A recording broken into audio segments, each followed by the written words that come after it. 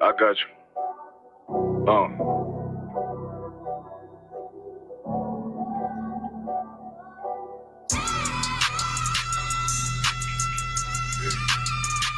Let it rap real quick. Look. The city eyes, it's time to vote God. My God, a real nigga, cause he wasn't no flaw. Posted on the corner like a watchdog. Family secure, got that shotty in the closet by the mob ball. Fuck what they heard, tell them it's all true. Be cautious, that foundation falls till you fall through. They gon' fall. Look, I keep this shit 50 times two. Ain't no more heart in this game, I'm John Q. Colder than the avalanche, way above average. Fierce taste sweet, told him make me an apple crisp. Left us in the valley full of bones, this where hope found. Java come on, man, dark sands get broke down. Riding through Evans to a mall quad, telling me how the crackers turn his childhood to a ghost town. Focus out, nigga, I lay that game down. I feel his pain, cause nothing is the same now. Let my light shine like heaven through a rain cloud. Glock have a fit like my child, no tangent. Try to warn them niggas, we bear arms like tarantula. Them mother niggas rap, I make anthems. I really seen prophets under this banner. Made my enemies bow down on camera. Told my design I wanted black and white like a panda. I'm better than that nigga that sunk dirty Diana. Look, I move like a Brazilian, precious cargo, spirit Asian, but I got a new semi-auto. Wave that bitch around like where's Wardo. Sleep if they won't, I cut through they Z's like I'm Zorro. Pay me for his name, so I gotta keep that steel clutch. Trust me, I'm not what you think. I squeeze till it click like Dorothy when the heels touch. The world got me dumb, I don't feel much. Round with Yaradon, just left the state bridge. Looking for a bitch better than Baby's kid. Remember I dropped Quiet Storm, I've been gone ever since. Still in the field, fuck them niggas on the fence, yeah.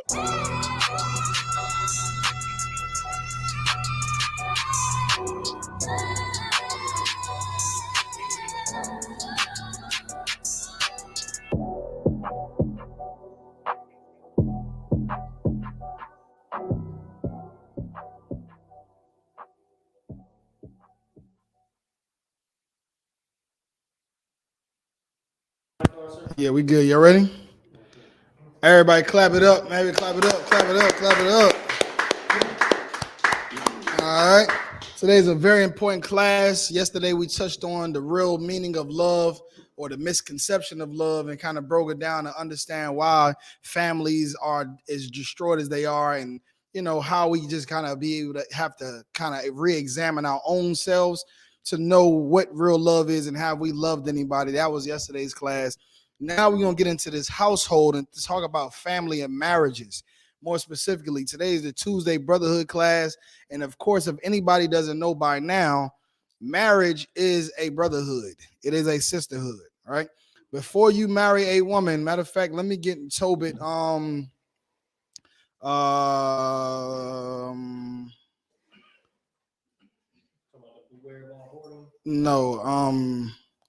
Tobit.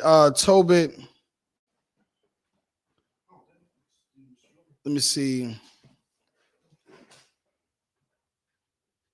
I think it might. I ain't put the scripture in so long. It might be Tobit 7. Yeah, 7 and 15.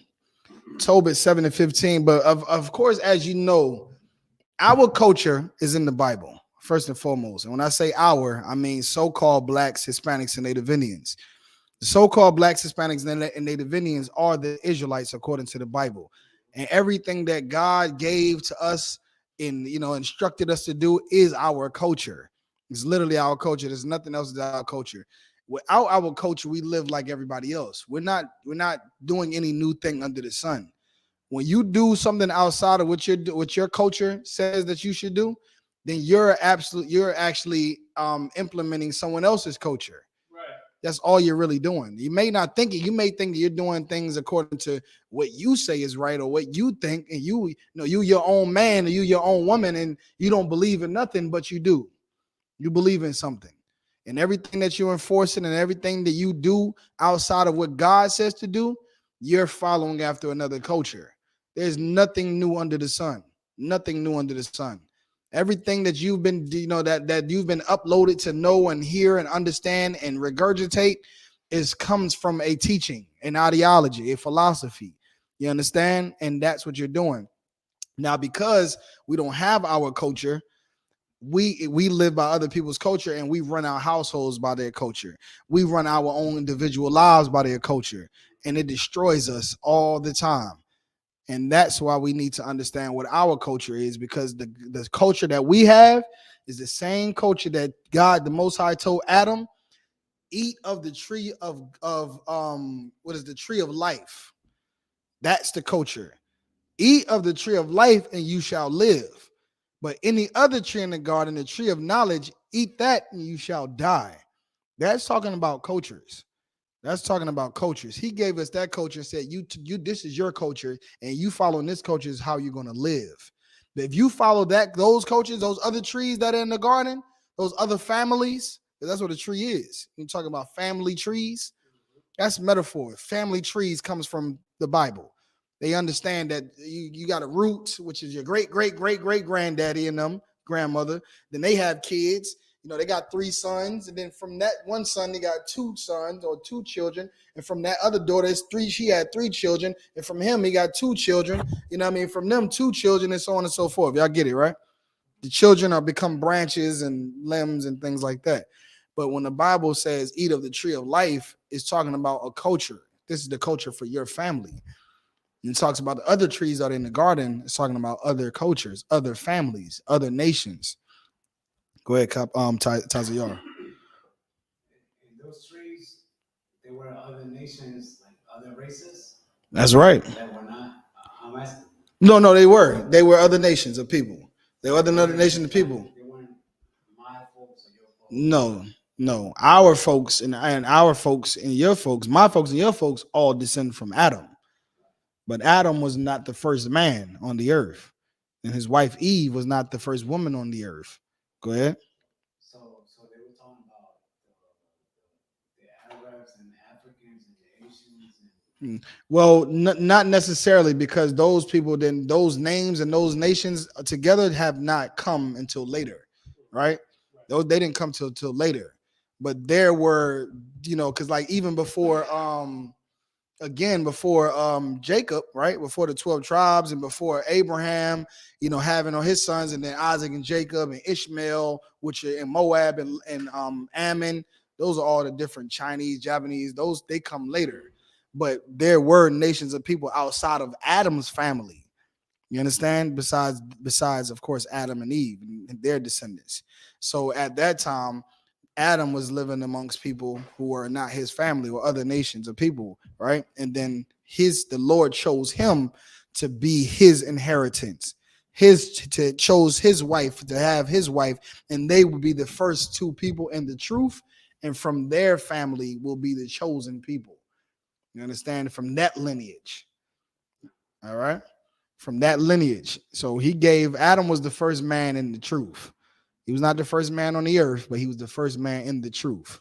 All right. And the Lord gave him the truth. He said, this is your culture.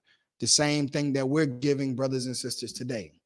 The Bible, the word of the Most High. Thou shalt not do this. Don't do that. Don't dress like a man. Women don't dress like a man. Men don't dress like a woman. Don't be, this is an abomination. All those laws that's our culture.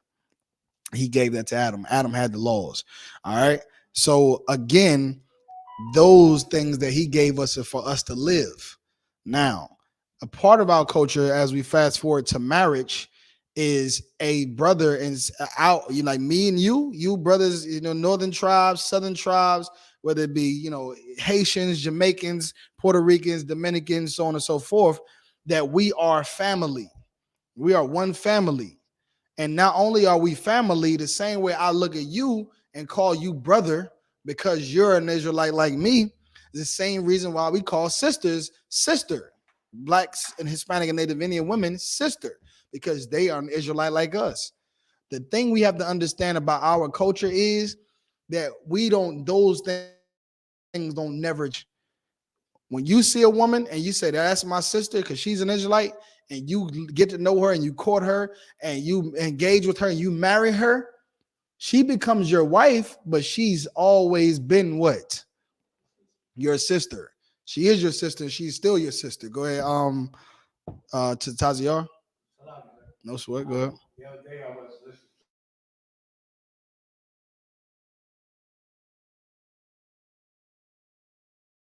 to gentlemen. Yeah, you and I, we are the same. The same. The exact same. The exact same. Blacks, Hispanics, Native Indians are no different. We are the same. We are brothers and sisters. That is absolutely true. We're going to get into some things in this breakdown where it's not going to just apply to a marriage. It's going to apply to a brotherhood and a sisterhood, and it's going to apply to us as a nation. All right. But long the story short, when you marry that woman, and women, when you marry that brother, he becomes your husband and she becomes your wife, but that's still your sister. This is our culture, right? Go ahead and give me what I got asked for in Tobit. Tobit chapter 7, verse 15. Mm-hmm. Then they began. Hold on, wait. Let me say, is that right? Is it 13? I think that's because that's when they actually talk about the marriage, right? No. Oh, no. Tobit 7 and 16. Yeah. This is just. I don't want to get a whole backstory about this story that we're bringing out. I just want to bring out this main scripture to see how our forefathers referred to their wives. Go ahead. This is the book of Tobit, chapter 7, verse 16. Go ahead. After Regel called his wife. Called his what? His wife. His what? His wife. So after Regel called his wife, go ahead. His wife Edna, right? His wife is Edna. He called her, wife, come to me, right? Come here. Go ahead. And said unto her, sister. Said what? Sister. What? Sister. That's what it is. That's his sister. It's his wife, but it's his sister. And we understanding those things is why we'll deal with each other like brother and sister. Because when we become wives and husbands, things become a little bit different than you just being my sister, like a homegirl, right? You have obligations to your homegirl, but she goes home at the end of the day. You understand? Your brother, he goes home at the end of the day. You deal with his problems, and then he goes home. Sometimes you may deal with him for a while, but eventually we live our own lives and we have separate families, right? We have separate things that we do. We become families in other places. But when you marry a woman, there's another level. There's duties to marriage, right? And things can become a little bit more rough now. Now you got to deal with this person every day. In a relationship, it can become a little bit more rough, a little bit more, a little bit more unstable. But the thing we have to understand is if we still know that that's your sister and that's your brother, then all of those laws pertaining to brotherhood in the Bible apply in your marriage. So even though it's become more rough, you still should go to he and he alone. If you have a problem with your wife, you still should with your husband. You still should go to she and she alone. If you have a problem with your wife, with your husband. So on and so forth, right? Ira, you had your hand raised? Yeah, so like basically the truth all throughout the years, even back in the day, has always slipped through, like as far as like verbiage. Like I feel like us as a race was the first ones calling each other brother. That's right. That's right. We do it. We're like, hey, what's going on, soul brother? At all in the 60s and the 70s. What's going on, soul sister? Like that's talking to each other. We're literally talking to a stranger, but they're black like us. They're Hispanic like us. You understand? We call each other brother and sister because we just know it in our minds. And how do we know it? Because we're in the same damn struggle together. We're right there in the same projects with each other. I grew up in the Bronx, New York, and it's all Puerto Ricans and Dominicans and Hondurans and Guatemalans all up in there, down from there all the way to Manhattan, across to Brooklyn. You understand? Benjamites, the Jamaican brothers and Levites. I lived down in Florida. I was surrounded by Cubans and surrounded by, Levites, so-called Haitians in the ghettos everywhere I've lived. And we are a family. Go ahead.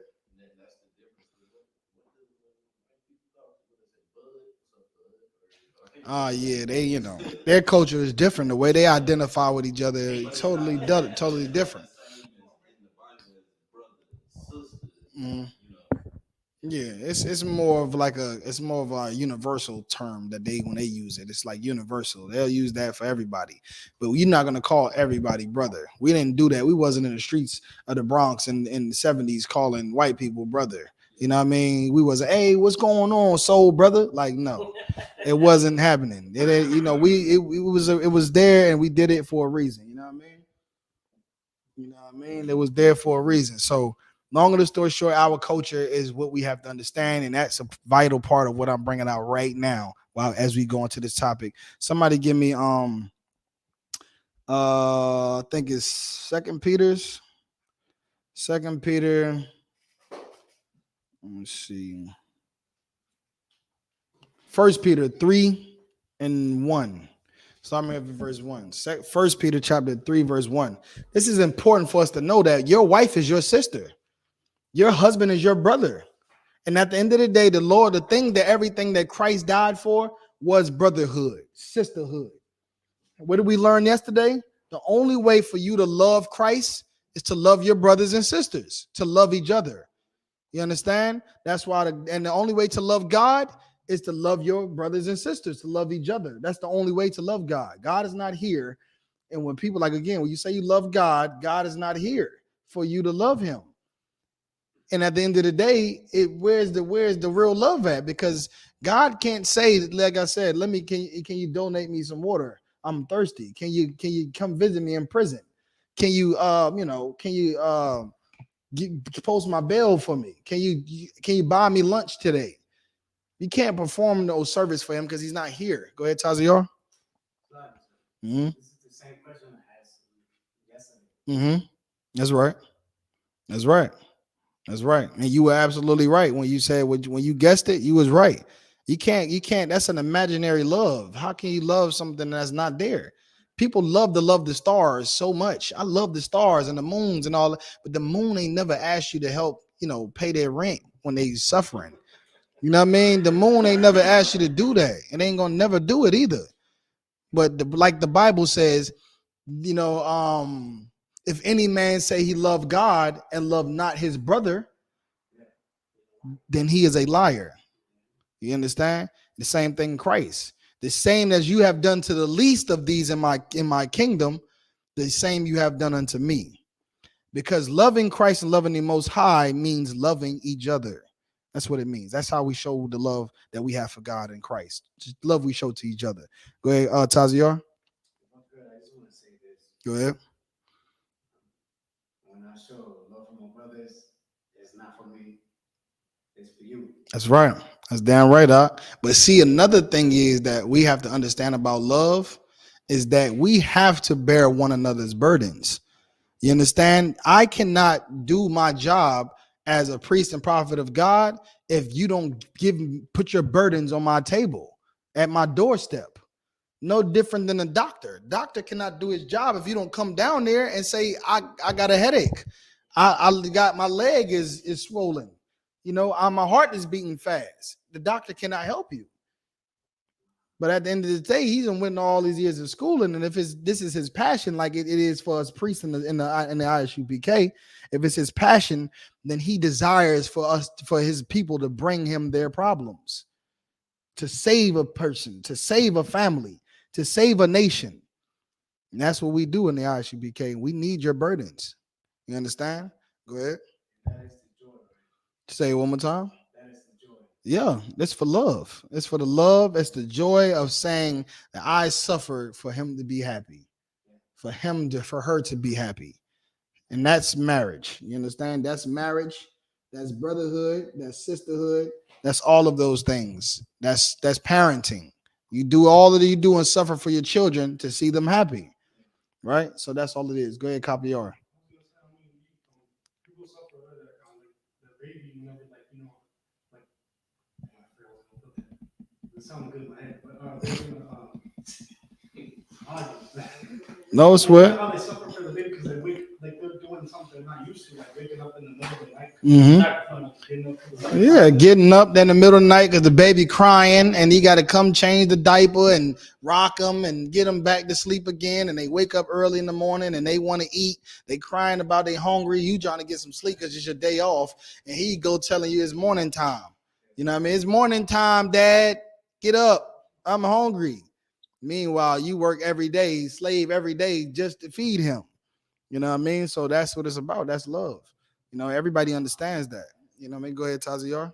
So I have to say something. So when Christ went through all that for us, Absolutely. that wasn't That's all. beautiful at all, man. I said, hey, brother, it is. It was. You know what I mean? The reward, that's the joy, the reward.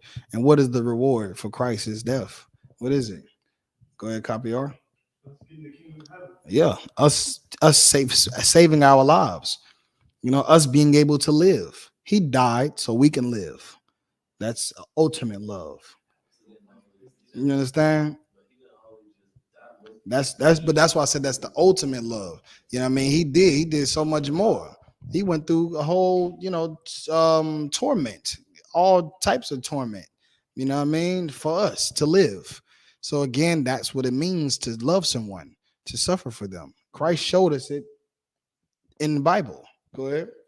It was heavy what you were bringing out about, how the mother or whoever the parents are, they're taking to their kid, waking up early, changing the diaper, feeding them, being around them, Right. letting the kid cling to their knees as they're walking around the house for every second of the day.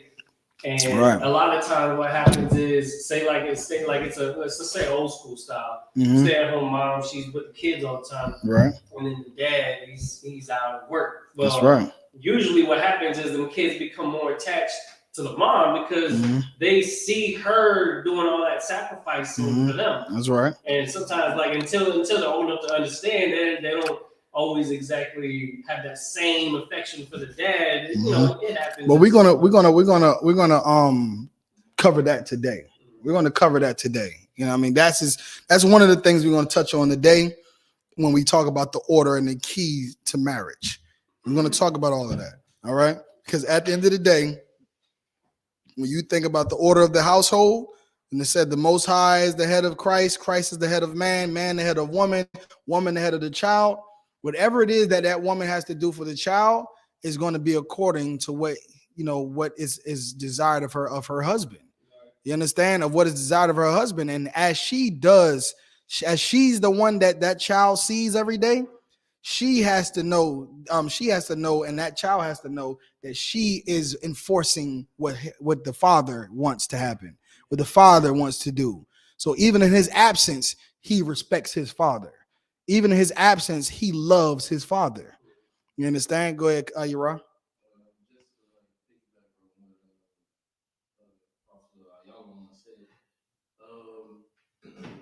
And also, like, I guess because I, of course, still, but I just experienced it, and it's like, birthing them, breastfeeding, just the first person to touch them when they come out the womb is the mom. Mm-hmm. So it's like that, what's the saying? There's nothing better than mom's bosoms. Yeah, I'm not familiar with that saying, brother. Yeah. I'm not familiar with That that. must be just But that bosom, I definitely won't argue with that, brother. That bosom. No, I understand. That's the truth. But the main thing we want to understand is that love is suffering. That's what we at right now. And we're gonna get to the key of marriage, and we're gonna start in First Peter. Go ahead and give it to me, out. First Peter chapter 2, verse 1. Chapter 3, verse 2. 3 verse 1. So like you. I got it. Okay, somebody, it doesn't matter. Go ahead, let's let Taziar get it. Nice and loud, out. The book of First Peter, chapter 1, verse 3. No, chapter 3, verse 1. Chapter 3, verse 1. Mm-hmm. Likewise, ye wives. Ye what? Ye wives. Ye wives. This is a very pivotal marriage scripture that we're about to go into right now. And a lot of people read these scriptures and they don't understand these scriptures, or they read it and it's just like, they probably take horoscopes more seriously. You know what I mean? They don't take these things seriously. Why? Because it's not the culture. It's not the society, popular society, right? It doesn't. It's not the part. It's not what they teach in the society, which is popular. You know what I mean? Likewise, what we're about to read right now. Ye wives, go ahead. Be in subjection. Being what? Be in subjection. Now, see, this is not popular. This is not popular. Wives, be ye in subjection. Now, see, in a time when we were, in chattel slavery, this probably was not something that a woman would argue about. Because when you have white people out here, we have oppressors. Excuse my language. Good night. Here we go. We have oppressors out here, right? Who are, robbing us and murdering us and raping us. A woman was going to cleave to a man because she knows that is her protection. So she's most likely going to automatically be in subjection to him. But because we've been assimilated, I think that's the word, assimilated into this society through integration, now we're starting to see the disappearing of the threat. Oh, these people, the oppressor is good. We got rights now. I as a woman can do what you can do as a man. You know what I mean? I can do what you do. I mean, this is the motto. I don't need no man. I can be a CEO. I can do bad all by myself. And these things, which is the oppressor's culture, is what we've now started to adopt. And now that's why something like this is harsh to a woman's ears. But there are women who out here that are very knowledgeable of the real dangers that still plague us in America and all throughout the earth. They're still aware of the need of a man, and for them to be in subjection to a man for their life and protection and the safety of not only them, but for their children as well. They know it. And if not for those that don't, there's going to come a time where the Lord is going to be absolutely, prevalent to them that they need a man and they need to be in subjection to him. Go ahead, copy R. What they gonna do whenever all this is not here? They gotta go out and do it, really build it themselves. Who? The women. Oh yeah, no, they're gonna go put on the dress, huh? They're gonna go. That's what they're gonna do. When it's time to when everything hits the fan and it all crumbles down, it all falls down, and stuff got to be built from the dust and the mud, and we got to go out and go to war for freedom and to stay alive. They're gonna go put on the dress, huh? A nice big pretty pink one. You understand? And they're gonna do everything the man tells them to do in subjection. But it's sad that it has to come to that, right? Because we could be here now, getting ready now, before the war, before the big bang, right? Before it hits the fan, right? It says better to be ready than to get ready. You know what I mean? So, would you gonna say something, Tazior? Go ahead. When those women can do my job, they can have it. Oh yeah, they never gonna do it up. It's impossible. They can have my job. It's impossible. They got it right now. They got our jobs right now. For 50 years, women have been running the black man's household. I still like it. Go ahead. I'd rather provide for my woman. No, I'm just speaking in generally, not you personally. You were just speaking sarcastically in general, right? Yeah, so I'm just saying, I'm saying like women have been in the man's position for over 50 years now through feminist movements, through rights for women and all of these things that were allowed, and through, mass incarceration of black men, the power that's been given to women to put men out the household, all these things that have been established to get black men out of the household, left the woman in charge. And for 50 years, what they have done is raised effeminate men. That's what they've done. They raise men that take care of their problems emotionally. You understand? That take care of their problems emotionally, that don't accept accountability, that are not responsible. They can't stick to anything. They have no discipline. They have no diligence. And then the daughters are whores, right? The daughters are, can I say that on the TikTok live? The daughters are, like they're led into, whoredom and prostitution. You know what I mean? They're unsafe in the world getting abducted and kidnapped and, you know, all of those things, right? And coming home with babies at 14, 15 years old, right? This is what's happening because women are ruling the household. And they've done our job and they've failed. And it's going to be absolutely evident when that we need a man in the house when they got 5 kids and they're going crazy in the house by themselves. It's going to be evident when it's going to be evident when, you know, when what I was going to say. It's going to be evident when, when these women out here saying, man, I can't find a good man for nothing. I can't find a good man to save my life. I can't, niggas ain't out. Oh man, where the good men at? I mean, if you just let us raise them, then they'll be all over the place. They'll be everywhere you look. It'll be a good man there, a good man everywhere. If you let men. You had your hand raised first.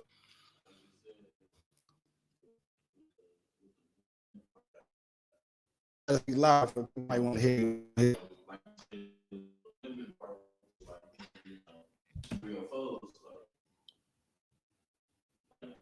It's glorified. Well, I didn't used to think I knew, like, didn't nobody want me. Didn't know what the female want to be. The slut. That's whole entire slut walks now. You can go join the slut walk and be all there with all the rest of the sluts and just go walk down the street and march and parade and, you know, keep my uterus out your mouth. You know what I mean? We're gonna do what we want without uterus. You know what I mean? And every other thing they got to say in all of their liberty, which in the Bible, like the Bible says, you know, keep your daughter straightly. What does it mean to keep your daughter straightly? Keep her straightly. What does that mean in layman's term? Go ahead. Yeah, you know, keep her in line. Keep her in line. You understand? Keep her on the right path. Keep her in line. Why does it say keep her straightly in the Bible? So go ahead. Do you know the precept I'm talking about? So she doesn't follow her. Yes, so she doesn't fall to whoredom, so she doesn't fall to anything, danger, all of those different things. But it says keep her straightly so she doesn't destroy herself with over much liberty, with too much freedom. She'll destroy herself. That's why you have to keep her in line. You understand? No different than a child. I mean, you know, and this is why when it comes down to the man being over the woman and the woman being over the child, a child needs that leadership, because if you don't, they're going to do things like set your whole house on fire and burn it down. They're going to do it. They're going to do things that they're not supposed to do. They're going to be bad and get into trouble and, you know, and whatever, put things that they find around the floor in their mouth, somebody's pills or something, and just eat it. They need to be someone to stay on top of them and watch them and guard them and protect them. Ayra.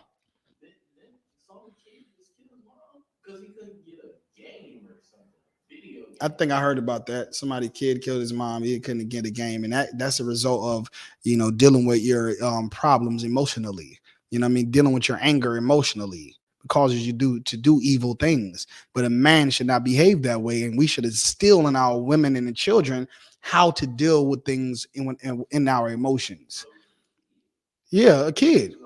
Well, nonetheless, if it's a kid, if he had the mind enough to say, I'm going to kill my mom because I'm not getting this, then he has enough sense to have learned this is not how you deal with matters that you are not okay with. This is not how you don't get mad and angry, and killing people is the answer.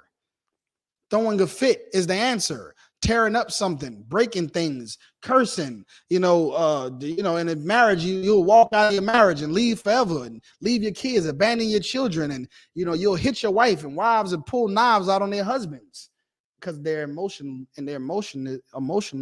and they're angry and they don't know how to deal with that. That comes with the right tutelage from a man, from leading a man, and leading a man also, but also a woman and children with wisdom. That's why it says Christ is the head of the man, because that's a different kind of man. He's not teaching you that you can get high because the law says you can get high. He's not teaching you can be, my son identifies as a girl. Well, you can be a girl. He's not teaching you that. Not a man a man with Christ as his head, right? Ayra. So if you was like to give counsel on that situation, would it be more It would be a long line of questioning. It's a lot of things. It's if I had to imagine, I would have probably assumed that the father was not in that household, right? So and again, because these type of things happen because of lack of the right leadership, male leadership. That's how we take care of things. We get mad, emotional. So what can kids get mad? What they do, man? I have tantrums and women do it too. The only one that shouldn't do it is the man. And he should be the one to get everybody to snap out of it. Hey, shake, stop, don't do that. That's not how we take care of it. Get up off that floor and stop acting like that. That's not how you're supposed to do that. What is your problem? Okay, well, use your words. How you got to tell a kid, hey, wait a minute, what is it? Like, use your words. I can't play. I want to play Roblox.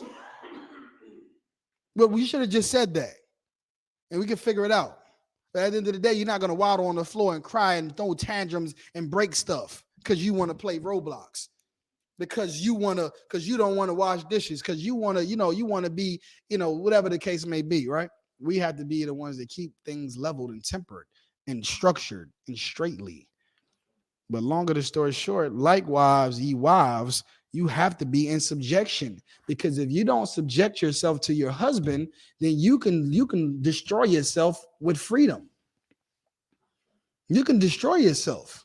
Women have complained so much about their life and everything that's not happening. Like for instance, how many women out here say they can't find no good men out here? I can't find a good man for nothing. Mostly all of them, right? Mostly a lot of women. They say a lot, so we don't, because we're gonna make women mad. They're gonna be on here like, oh, no, man, you this, but it's a lot. It's a lot, you know what I mean? But at the same time, how many of them have brothers as friends who are effeminate? I'm trying to be as politically correct as possible. How many of them have male friends who are effeminate, who don't want another woman? They just want another man. That's their friends, right? How many? A lot of them. We'll just say a lot. He said every single one. You about to start a dragon Game of Thrones on here. You understand? You about to start the House of the Dragons on here. Go ahead.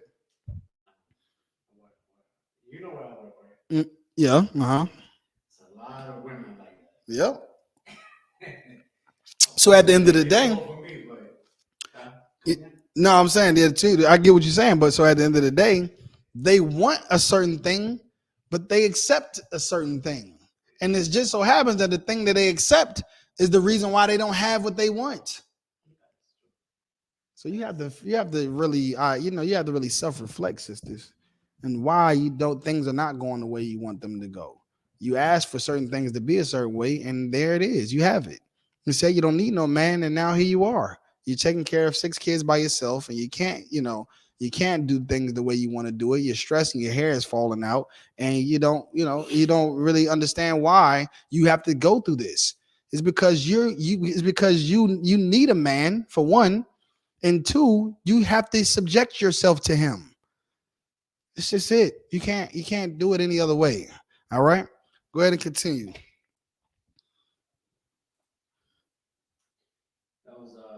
Chapter 3, verse 1. Yep, keep on with verse 1.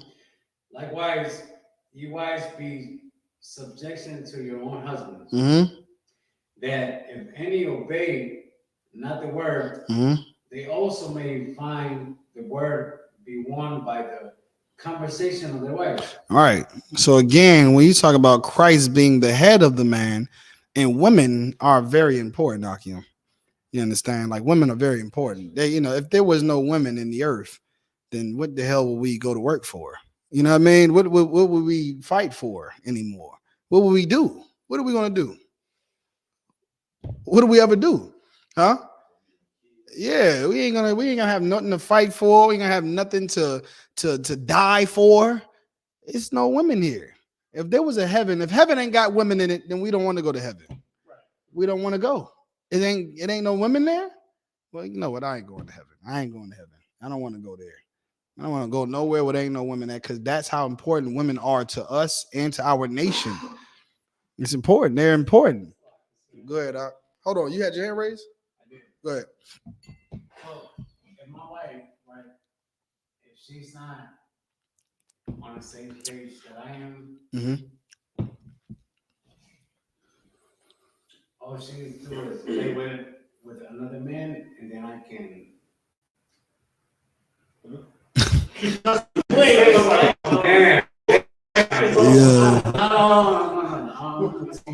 Yeah. So all she has to do is, so she can't lay with another man. That's not an option. If she does, If she does, God forbid. God forbid. You don't have to remove anything. She's done that. She's removed herself. That's what she's done. She's removed herself.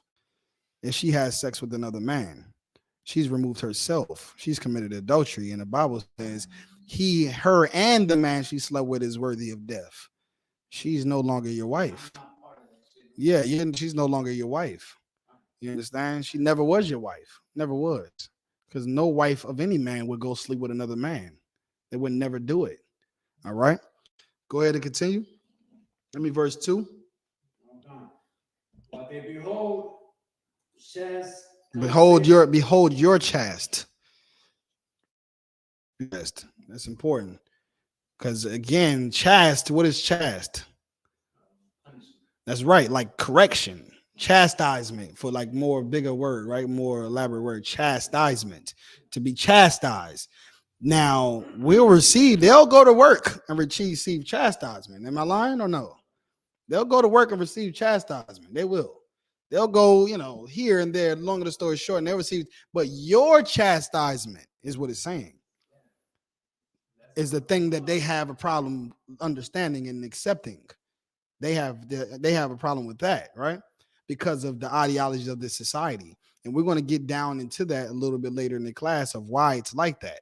Why do they feel this way about subjecting to a man? Why do they, why are men not subjectable to? Why are men not worthy to be subjected to submit to? Right? Because a lot of women say that too, like, oh, I'll submit to the man, to the right man, right? You know what I mean? I'll submit to the right man when he come along. Well, why are all men not worthy or honorable enough for subjection? We're going to answer all of those questions, and it all has to do. It's all the same answer. It's all the same answer. The same reason that men are not leaders and can't lead a damn, a fish into a damn, a bowl. The same way a woman, I cannot subject to her man. It's the same reason to it, though. How they behold your chaste. Why they behold your correction? Go ahead.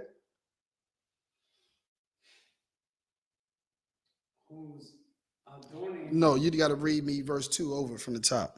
Bible Kusha. While they behold your chastened conversation, coupled with fear.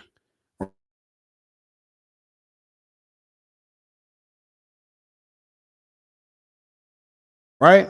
He says, I command you this day to do this, or all these curses shall come upon thee.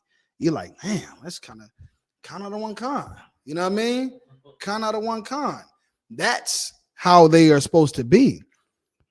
Not because they fear you because of what you're going to do to them, but they fear your authority because they know without listening to your authority, and that authority, that masculine authority, and without that there will be destruction out there, right?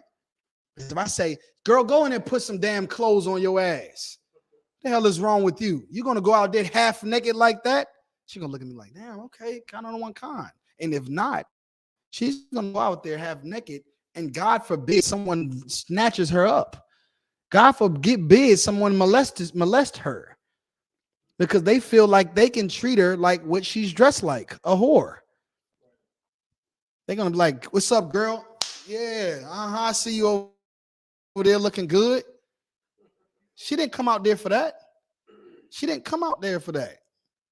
But who knows because of this dress that she got on. So the same reason you should have listened to that correction before you left the house is the same reason that man needs correction too on how the daughter of Zion. We all need the right leadership and the right correction and the right chastisement. And it takes real men to do it.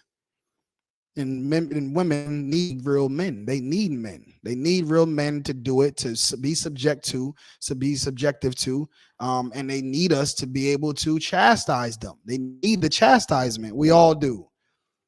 A lot of people think that because officers give brothers orders and chastise brothers, that those brothers ain't getting chastised in orders either.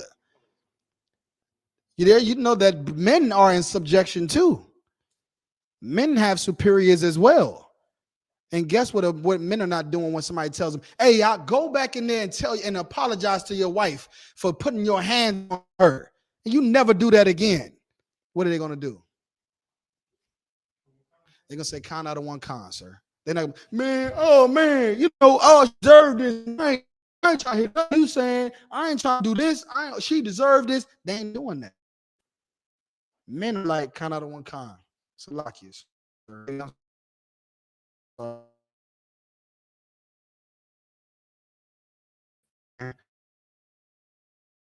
that grow up and never have to grow up the way you did. And you're going to see not only your family change, but your neighborhood, where all blacks, Hispanics, and Native Indians live at in your nation. And then you're going to see Christ back and send us into the kingdom of heaven. You understand? Go ahead, Ira. But like what you said, but nowadays it's looked like that chastisement is looked at as control. Yeah, like they're inferior to you, controlling, toxic. Yeah, that's it. That's a good one. I remember having this discussion with someone, and they did say, just like you said, that the person shouldn't come and do that, but once you put yourself out there in this society, in the world, that's what you're viewed as. Mm-hmm. Like that's right. It's the popular society.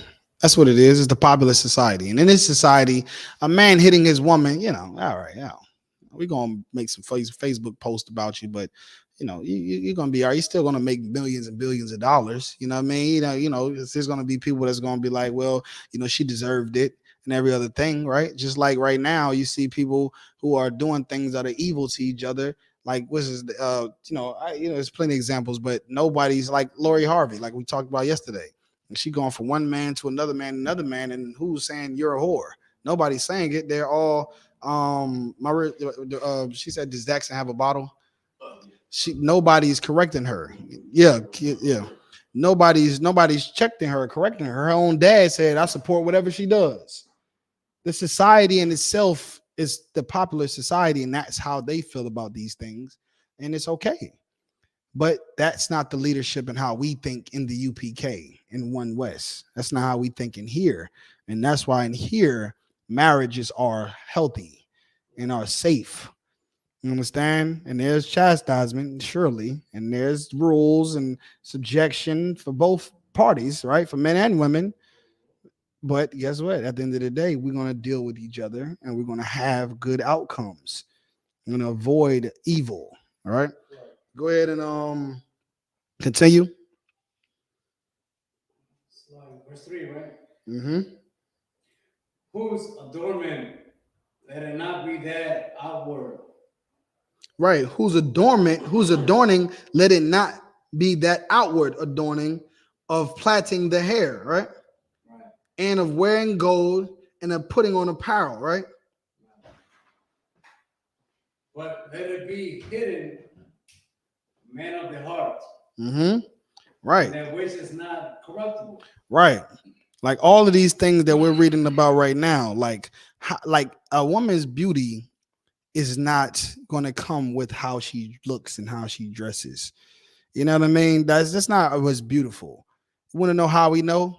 Because if we were dealing with someone like these women that are in this industry that are absolutely beautiful, right? By the sight.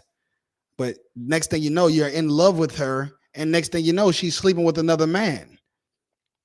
Then she's not going to look so beautiful at all, is she?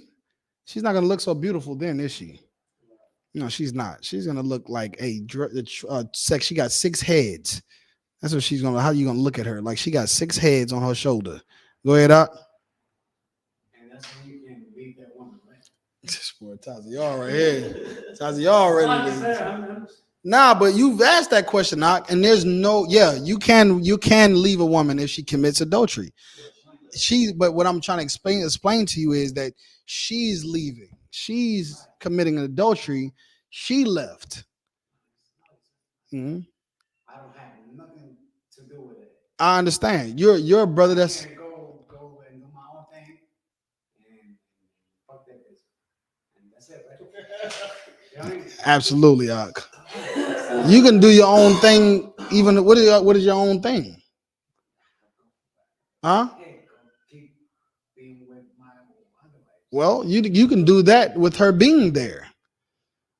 Because how can you have more than one wife if you can't be with them all? Like the Most High said, a man can have multiple wives, all right? And if you have multiple wives, then you have to be with them. You didn't do until they die. Until they die. And that's what love is. That's what love is. That's the laws of marriage. You bound by marriage. Yeah. Mm-hmm. Yeah. Go ahead. Once they commit that Adultery. Commit adultery. That's the once word. they do that, Mm-hmm. and I'm not.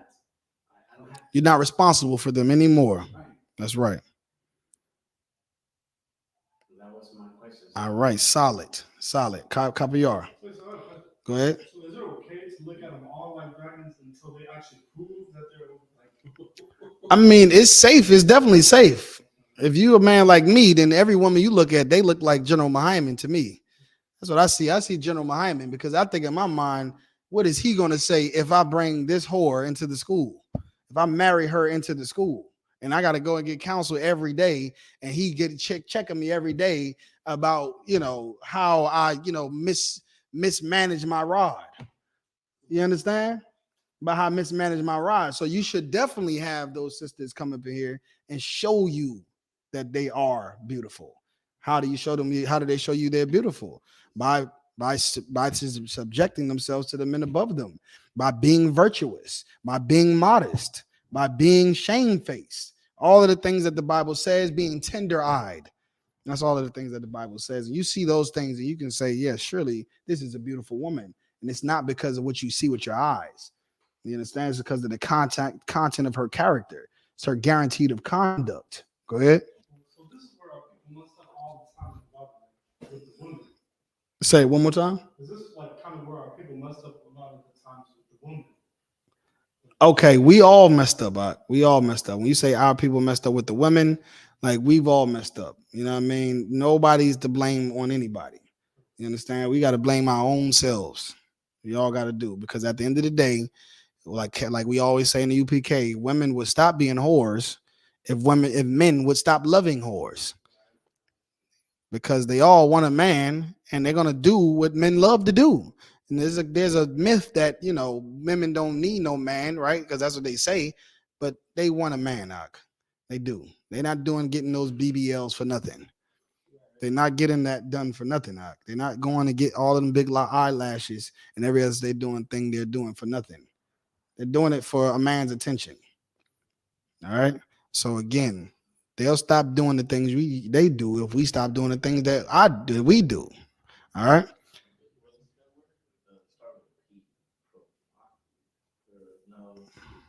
Like perpetuate? What you mean?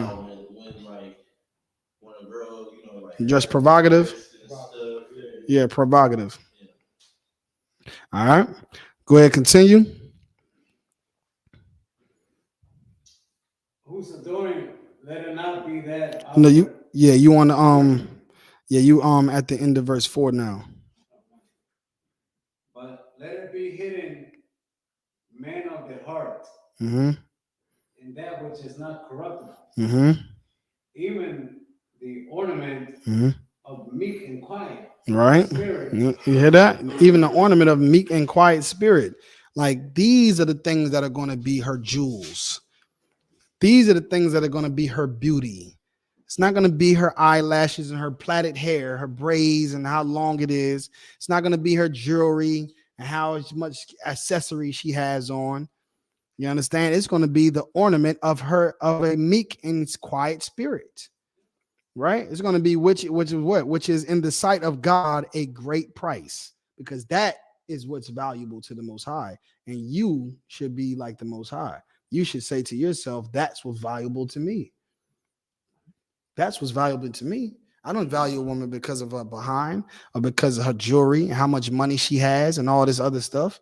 I value her by her meekness, by her quietness, by her, her modesty, all of those things, right?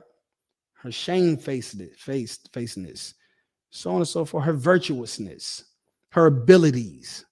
That's what I value a woman by. All right. And sisters have to understand these things, because if they don't, then they'll be sold for whores. Right.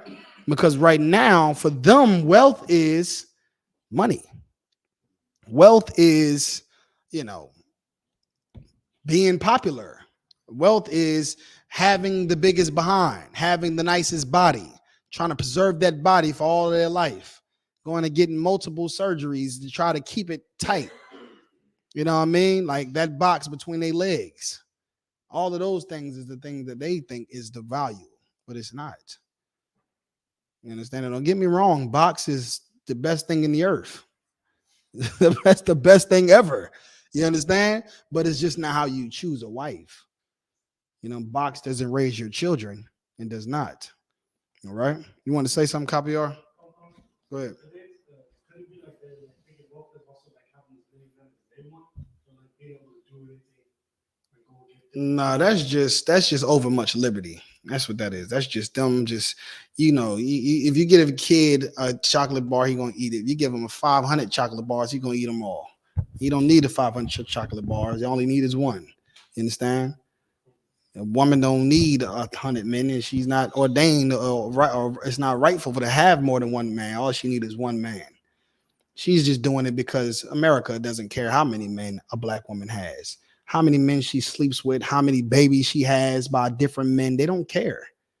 They want you to do that. Go out here and be woman, thou art loose. You can have sex with him and have sex with him. Leave him. Go, girl. He ain't paying your bills. Go leave him. He ain't make you happy. Girl, leave him. He don't want to listen to you. Girl, leave him. And what are you doing? You're creating a long line of baby daddies, a long line of bodies, a stack of children, and divorce notes, divorce certificates. That's all you're doing. And it's shameful. It's shameful. And that's the popular society. Because in Rome, they holler about monogamy, right? In today's society, but this is Rome, right? It's the daughter of Babylon, right? All of the things that we talked about in other classes. But in Rome, monogamy was the thing. It was like the foundation of it came from Roman Empire. But the one thing about monogamy in the Roman Empire, who erected that forced belief, is that a man or a woman can have one man only, right? Because that's what monogamy is, right? This is the part, at a time. Because you can have one man, but that doesn't mean you have to be with him forever. You can have one woman and only be with her, but you don't have to be with her forever. That's not a part of the law. Because you can marry her and only be with her, but if you decide you don't want to be with her, then you can divorce her and go be with somebody else. And that's whoredom. And that's what we're being taught in this society. It's the same as the Roman Empire. It's the same in America. A woman marries a man. A woman requires a man to marry her and be all that she has by the laws of America, right? By the accreditation, is I saying that right? Of America. But by the accreditation of America, when he's tired of you, he can throw you away, and it's perfectly lawful. And this is why we have to separate from this society and their ideologies, right? So again, over much liberty is why you see experience why women do those things. We need to come back to our culture, and our culture says that a man and a woman marry each other consummated by sex, and that they are together forever. No way out of it. You understand? Okay, let's go ahead and keep on going, all right? Because that's what real love is, right? To be with somebody and never abandon them. That's love. Go ahead, continue. Give me where we at. Verse, where we at? Go ahead. I think we have 5 now. Verse 5. For after this manner in the old time, in the old time, Because back in the day, as far as even we can remember, things was different. And even further than that, things was different. The more we've gone and assimilated into these societies, the more we've integrated into these other societies, whether it be now, whether it been during the Egyptian captivity, whether it be during the Syrian captivity, Roman, Greeks, we assimilate into these to these nations and these other people, and we become like them, which the Bible calls them heathens. All right. It says in the old time, go ahead. The holy women also. The holy women also. What does the word holy mean? Make sure you raise your hand. Make sure you raise your hand. Go ahead, Ayura. Separate. So the separate women, what are they separate from? Go ahead. Huh? Right. They're separate from the other women who are behaving themselves unseemly than how a woman should act. That's how they are behaving themselves. You understand? Putting away their natural use, right? Becoming homosexual. It's not having babies, not being feminine, being masculine, talking aggressively and ready to fight. And that's not how that's not how women should be acting. Now, these women were separate. You understand? They were holy. Go ahead. Who trusted in God. Who trusted in what? In God. Trusted in money. In God. Trusted in their heart. In God. And their intuition. In God. In their gut. In God. In their horoscopes. In God. In God, man. That's what they trusted in. They trusted in the Most High. The Most High that we're reading about right now that says, likewise, ye wives, be in subjection to your own husbands. They trusted in that. They trusted in that. They trusted in that. They said, God, if this is what you want me to do, just so be it. So be it. Baby, go in there, count out of one kind. Baby, I need you to count on one kind, sir. Baby, I need you to count on one kind. Don't wear the count on one kind. They're in subjection because they trust in God. They fear the Lord. And what does the Bible say? Ladies, obey your husbands as unto the Lord. Women, wives, obey your husbands as unto the Lord. Right? Go ahead and continue. Adorn themselves. Adorn themselves. Go ahead. Being. No sweat. Being in subjection unto their own husband. You understand? Adorn themselves, being in subjection to their own selves. Go ahead, Ayura. Their own husbands. Go ahead. Adorn is like embellish. Adorn. Somebody get the definition of adorn. Tazayar? Like to put on. Yeah. So yeah, like to take on, to take on something, to like embellishments is things that you wear. Like, adorn is something like let my love adorn you, like let it cover you. You know what I mean? To cover. So they cover themselves. So that's a better word. Cover themselves, being in subjection unto their own husbands. So they cover themselves in subjection. You understand? Which is an amazing thing if you see women that are that way, that trust in God, truly trust in God. Go ahead. Go ahead, Tazayar. Adorn is like wearing boots and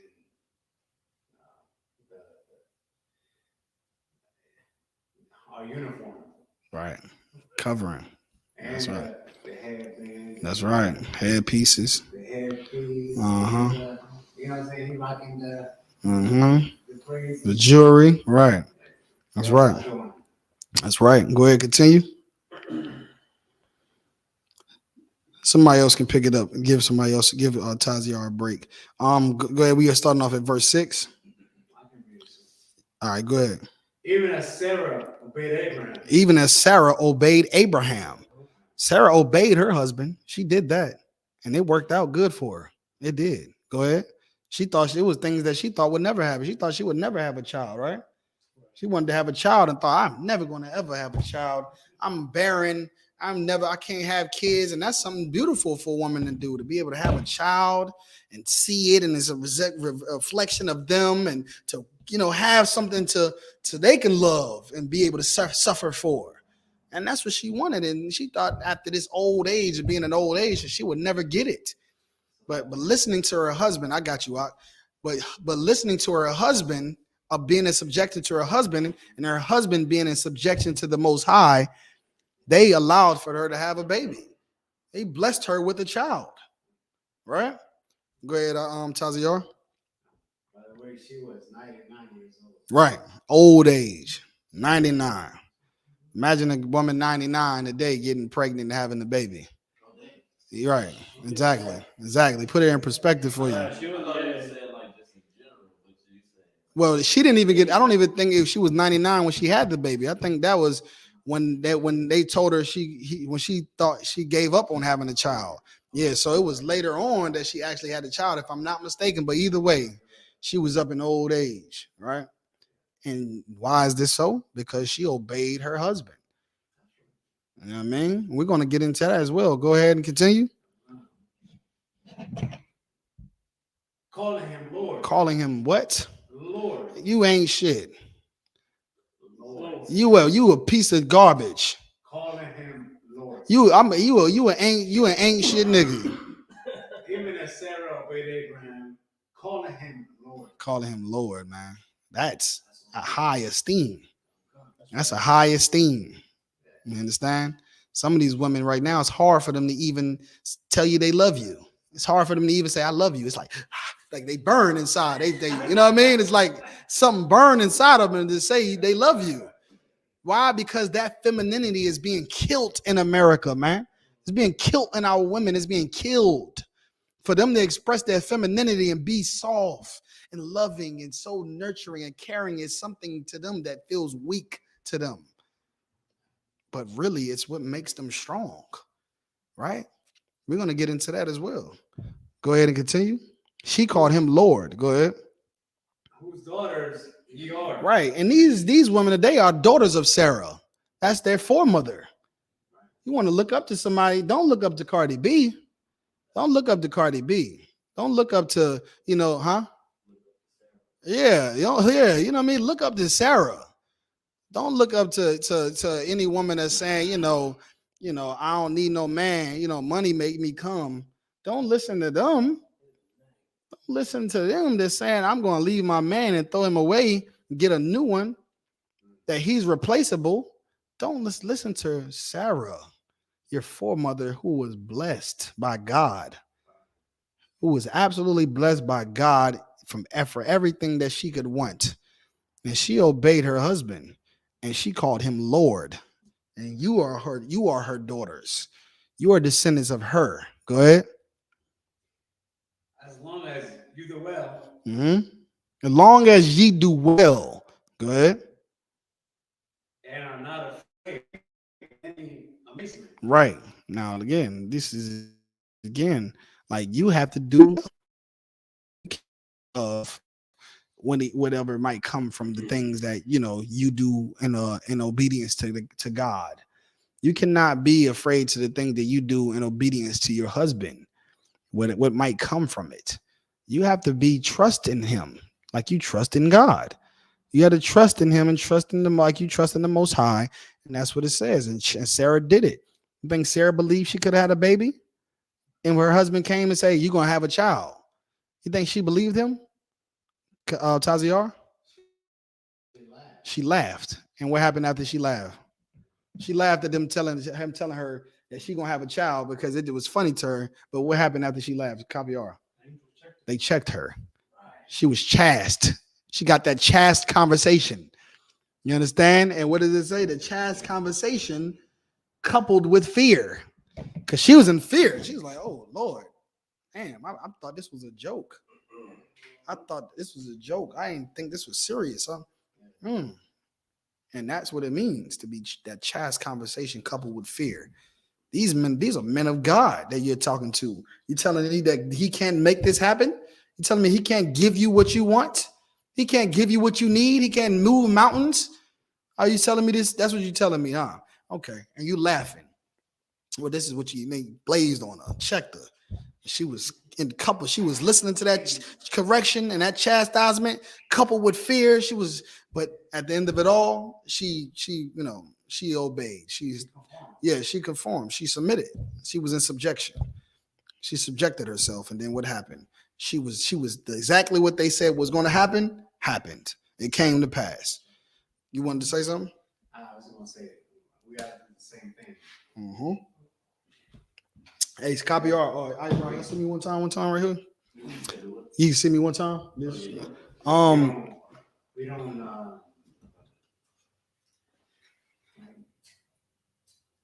We just have to trust the Most High. That's right, Doc.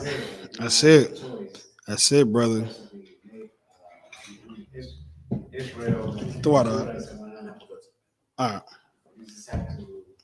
That's it. That's it, Doc. There's no other option, Doc. That's it. That's why. Sorry, I thought you was done. Go ahead. That's it. We just have to trust in the Most High. We got to keep following these rules and laws and commandments, and that's what it is.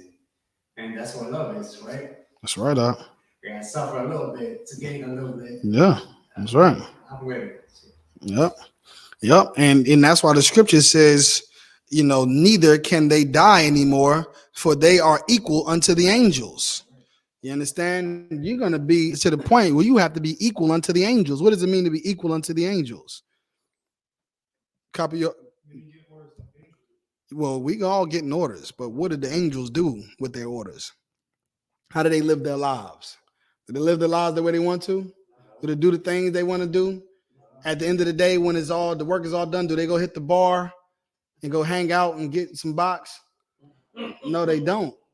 All they're doing is sitting around waiting for the next order all day. That's all they're doing is waiting for the next order. And when they get it, they do it. They follow it. There's no questions asked, no thought about it. They're going to follow the orders. That's it. And that's what it means to trust in God.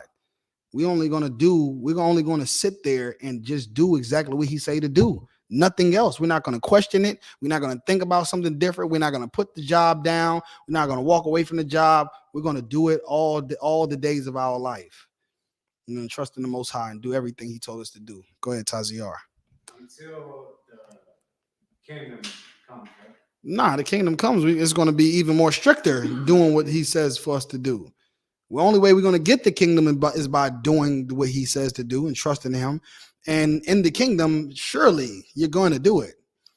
Because it's going to be, for anybody who's not doing it, like today, right now, with the things people get away with right now, is not going to be acceptable in the kingdom of heaven.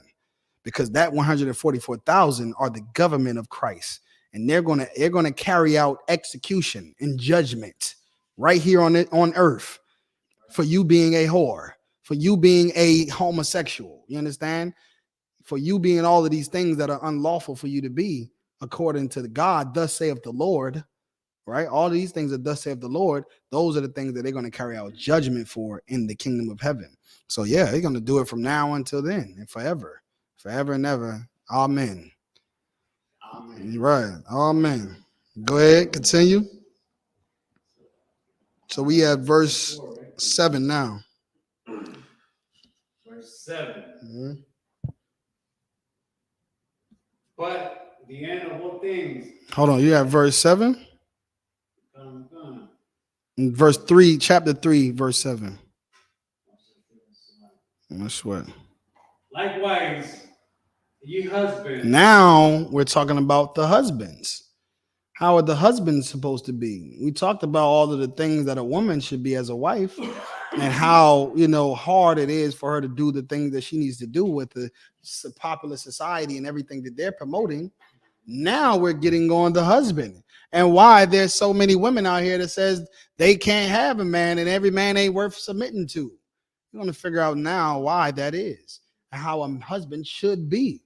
And when you learn these things, you should apply them to your life in order for no one to have any excuses, for everyone to have everything they need, and even more importantly, for your children to be able to grow up with both mother and father and not seeing the same things that you had to see from your mother and father as a child. Go ahead and continue. Likewise, ye husbands, dwell with them according to knowledge. Right. Dwell with them what? According to knowledge. What does it mean to dwell with them according to knowledge? Like this is one of those scriptures. This is one of those many scriptures that we reading about in this Bible that are a blueprint to having a good marriage. Literally, This is how you have a good marriage. Go ahead. Copy. Do you have your hand raised, Haziar? Go ahead. So they're saying, vibe with them, rock with them. Now, dwell with them according to knowledge. Yeah. What does that mean? According to knowledge. So rock with them, chill with them according to knowledge. What does it mean according to knowledge? So, ride with them. Ride with them. No, that's not it. Caviar. We deal with them according to the law.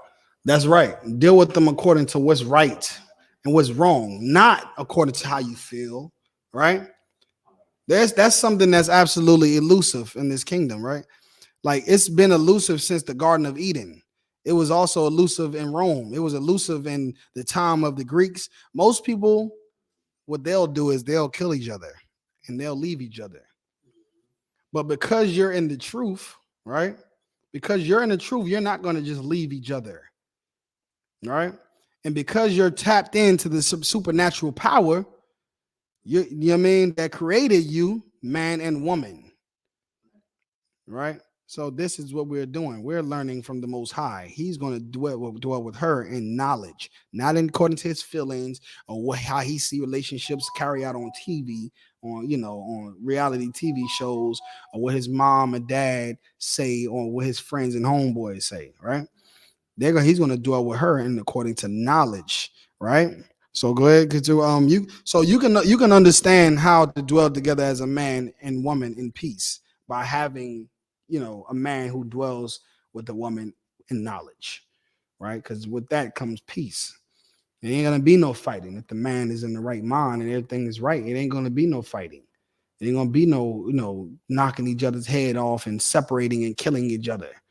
Someone has to be grounded in the truth to be able to keep your household stable. Because without it, we're unstable, and that's how we've been for 50 years. That's why it's 80% single-parent homes, and why we have such a high abortion rate, such a high incarceration rate, such a high, level of every atrocity and evil, thing, curse we can think of. Go ahead. So read it from the top. Likewise, your husbands, dwell with them according to knowledge. Right.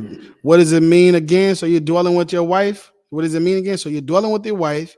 You're together, right? You're living together. You're together.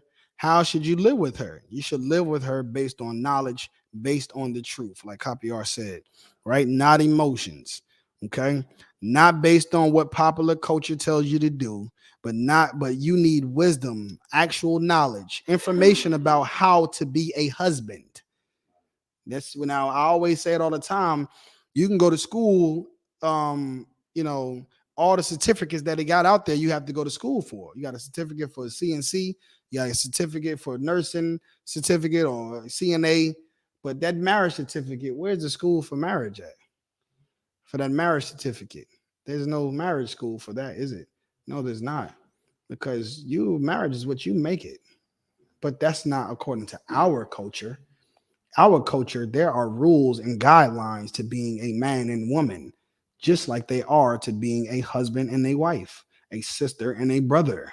There's guidelines. There's tutelage that you need to know and understand. And that's why we make brothers sit in here for 6 months and not flirt with anybody and not have small talk with anybody, because they have to get the tutelage on how to be a brother and a sister, how to be a man and a woman, first of all, right? How to be an individual. A human being, a noble human being that makes right decisions, and then how to be a brother and sister, how to be a husband and wife before they can even think about, who they're going to be with and all that type of stuff. Because in here, we know what real marriage is and how to keep marriages beautiful, how to make marriages successful. There's no certificate for marriage, right? And here we teach you the Bible of how a wife and a husband should be. And you consummate marriage by sex. Okay. So go ahead and continue. So, As unto the weaker vessel. As unto the weaker vessel. Right. So you need to know the information on how to correct a wife, how to reward a wife as well. You need to, a lot of us are hard on a wife. You know what I mean? Hard on your wife. You ready? Hey, get them camp meals together. Let's go. Double time, camp meals. You know what I mean? Go, you know what I mean? Like you literally, you know what I mean? But at the same time, you have to know how to reward your wife too. You know what I mean? You have to dwell with her according to knowledge, and that's what that means, which is absolutely very rare and impossible to receive outside of the UPK. It's impossible to receive outside of the UPK. And when we get to this part now where it says giving honor unto the wife, what does it mean to honor the wife? What does it mean to honor? Someone look up the word honor. Now we're gonna break it down, line upon line. What? Like to honor her work, What does it mean to honor? You're just using the word in the definition. I got a couple, sir. Go ahead. It says honor Mm-hmm. with high respect or Mhm. great esteem. Right. Great esteem. Right. Recognition. Praise. That's what it is. Go ahead. Is more? Go ahead. Second definition is adherence to what is right or to a conventional standard. Right. Standard. Praise. Right. Recognition. That's what we're talking about. Someone, let's look into it. A good woman deserves honor, right? Good woman deserves honor, deserves the kind of honor. Read it again.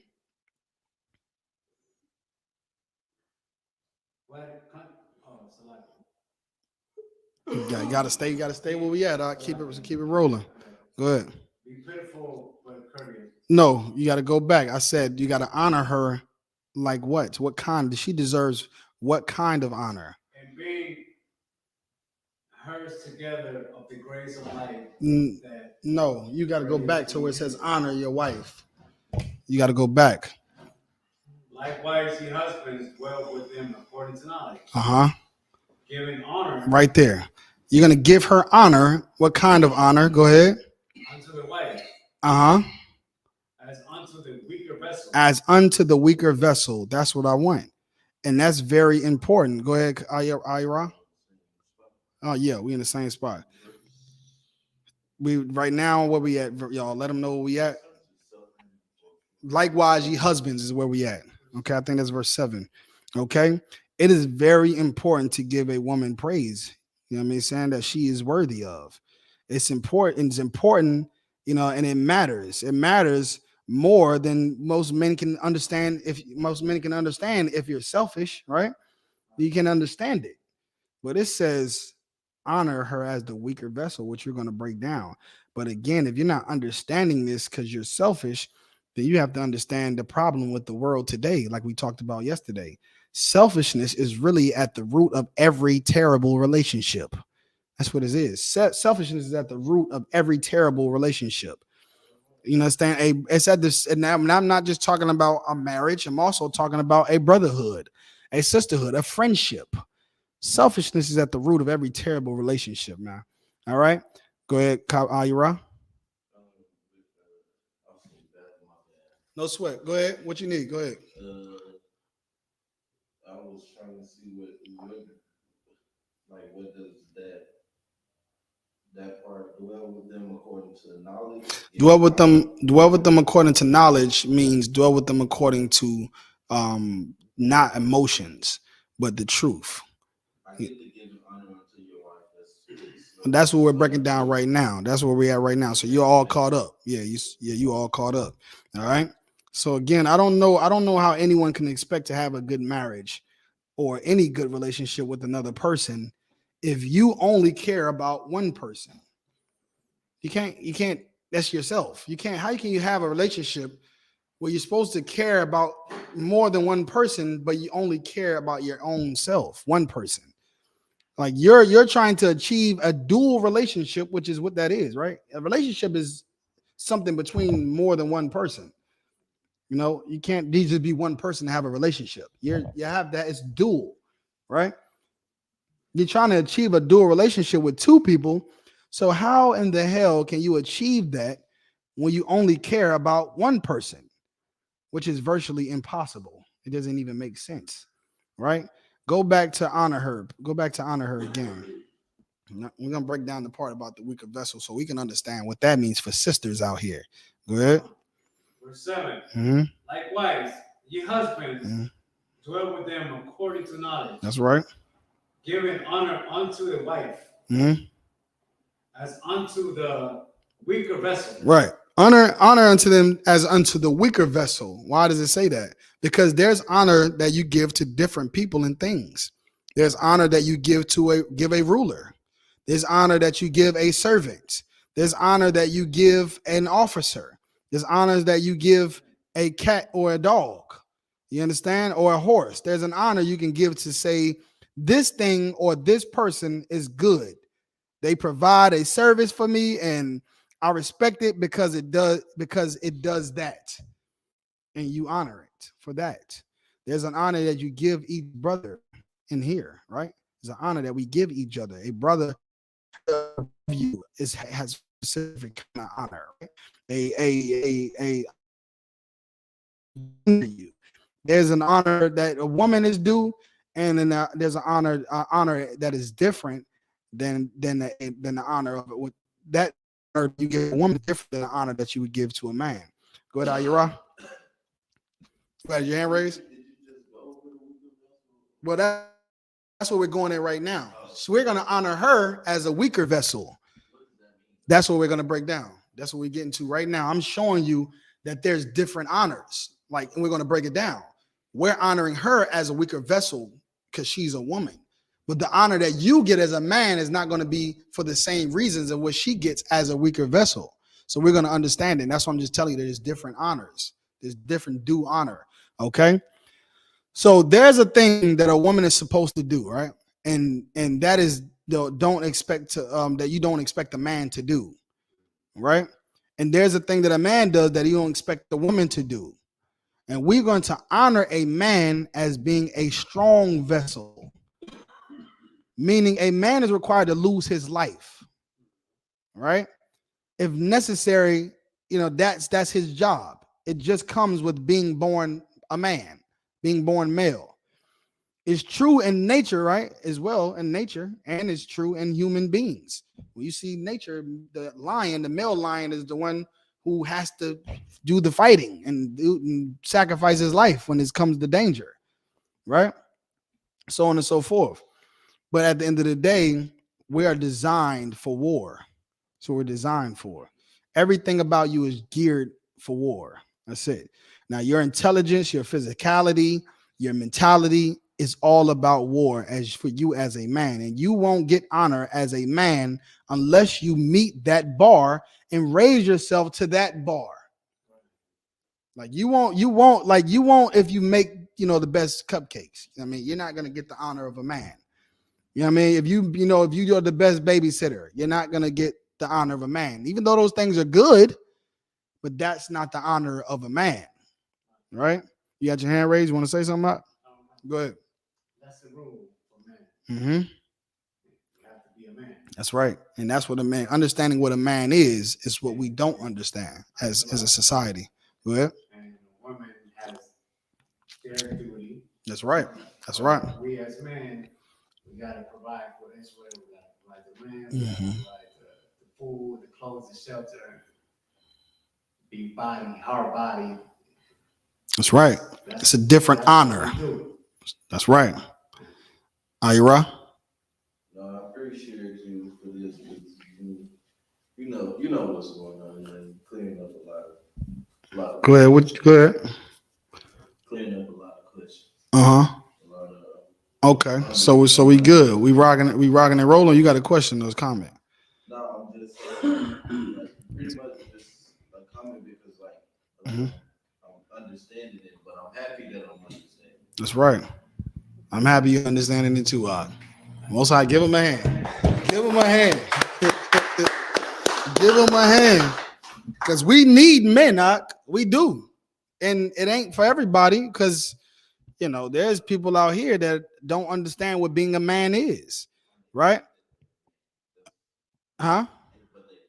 Yeah, right. Like, okay, so like right now, there's like the big myth, right? And this is a thing that how we see society, right?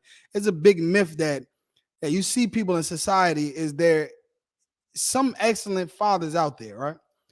And you come home every night and you see your children and you hold your child and play basketball with your son, right? And you see your daughter every day, and you're in the house every day by 5 p.m. Perfect, excellent father, right? Excellent man, right? Now that type of man I cannot handle, right? But now we're gonna be break it down, right? Yeah, that type of man we cannot handle, and there is nothing this nation can do with that type of man, right? There's nothing the nation can do with that type of man, because if all you care about is your kids and being with your children and seeing your child every day and making sure your wife sees you, you're an excellent father. The problem is you're a terrible man. Go ahead.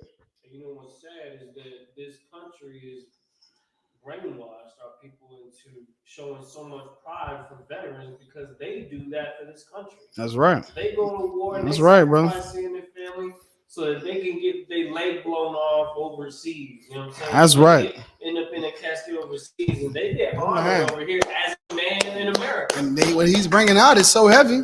Because we got to take it home. Uh-huh. That's how we gotta be in this truth, meaning we gotta go out and sacrifice our time with our families so that we can put in work for a kingdom that's gonna come up after this one is destroyed. That's right. What he's saying is so heavy. Ayara, go ahead. I was just gonna say, and after just to show how this place is terrible. Mm-hmm.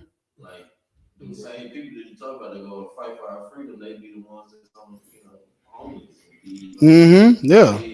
Right. They care so much about their nation, they'll leave their family, and even if it means them being homeless and being dead in another country and all these other things, and never seeing their child's first birthday and first walks, first steps, and all of that. Why? Because men have to sacrifice time with their families so that other people can have families. That's what we have to do. That's what we have to do as men. It's good to have a family. Now, honey, I'm home, right? Honey, I'm home every day at 5 p.m. Every day without fail. Surely that's what she wants, right? Surely that's what she wants. She's there looking at the clock, making sure that you get there. Hey, she done plotted on the time and looked at the time, and she knows exactly how much time it takes when you get to your job and walk through that front door. And God forbid if you get in there, come in 10 minutes later than you're supposed to, right? Now you, like I said, so if she wants you to be with your kids and take them, to Chuck E. Cheese and hug them and put all the pictures on the Facebook, all over Facebook, and and if you don't do those things, you'll make her. If you do all of those things, you'll make her very happy. Your kids will have a positive role model, right? And at home, that's perfect and wonderful for your house. But how do we save the lives of the people dying and suffering outside of your house, right? How do we save their lives outside of your house? I need you to come with me, right? Out of your house, away from your family, away from your children. Otherwise, you'll be there for all your kids, major events in life, right? And this nation will die of drug addiction and child molestation and crime and police brutality and murder. Someone has to leave their family so that other people can be families. That's being a man. If you don't understand that, like Ayalawan said, look at the U.S. military. You understand? There were people at war who did not see the birth of their child in Afghanistan, out there in Afghanistan and Iraq. So many women, say you must be there, for your childbirth, right? You got to be there when the child is born. You have to be there, they couldn't have gone because they were in Iraq. They were in Afghanistan. They look at their child over a TV and a tablet like, hey, buddy, how you doing, buddy? What are you doing over there, right? Because they're at war for their nation so that these women and children can have a place to live and be free from danger and foreign threats, which in our case are every other nation round about us. And we have to have men to fight against that so that we can have more families that are safe and free. Go ahead, Yellow one. Kind of complete that thought too, and thinking about it, because when you were saying that, it reminded me that actually is a Roman custom. The reason why the fourth beast is so powerful is because they understood that aspect of warfare. In fact, their wives would want a man that would die in battle. She was like you ever seen the movie 300? Leonidas wife said, he said, either come back with your shield or on it. That's right. Damn right. This is you going out there, you fighting. You know what I mean? That's right. And they was on the same page, and that's what built their kingdom up. That's right. For it to be so strong. Now, I'm not saying that that's Roman culture that we should copy. That's just warfare. That's just warfare in general. That's right.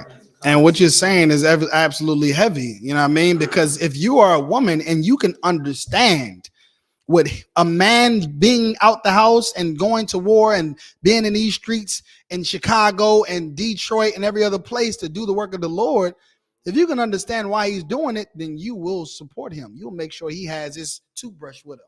You understand?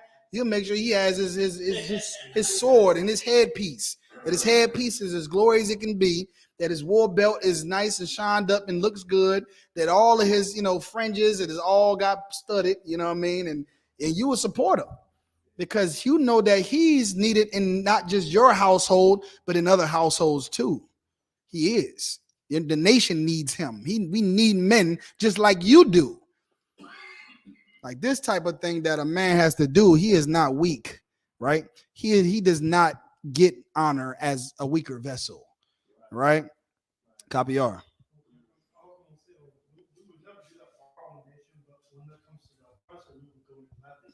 Yeah, that's right. We'll go fight for America, go kill Afghanistan kids and kill Iraqi kids for white supremacy, in the name of white supremacy.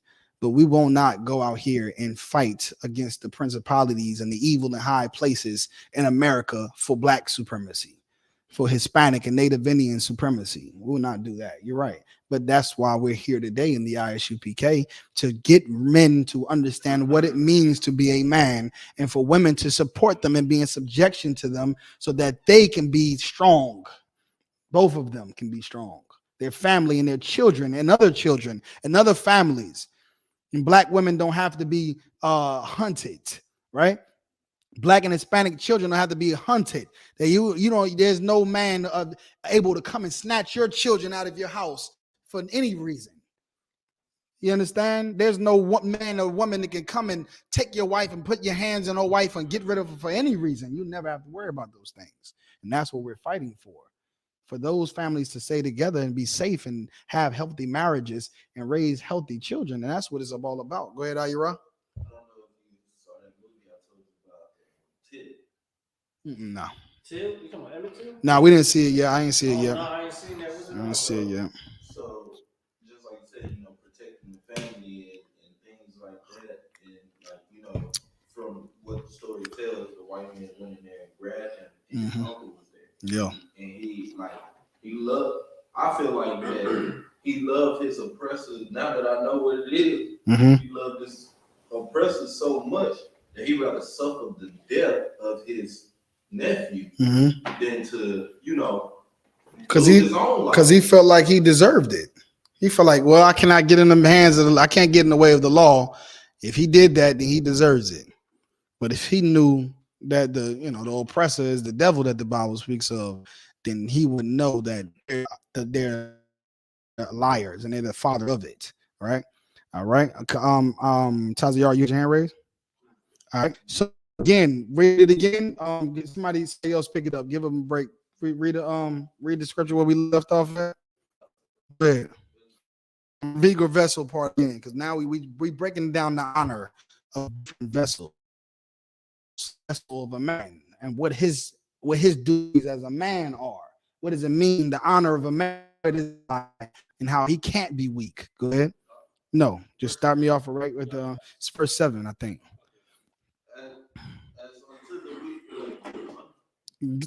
Give honor to the wife.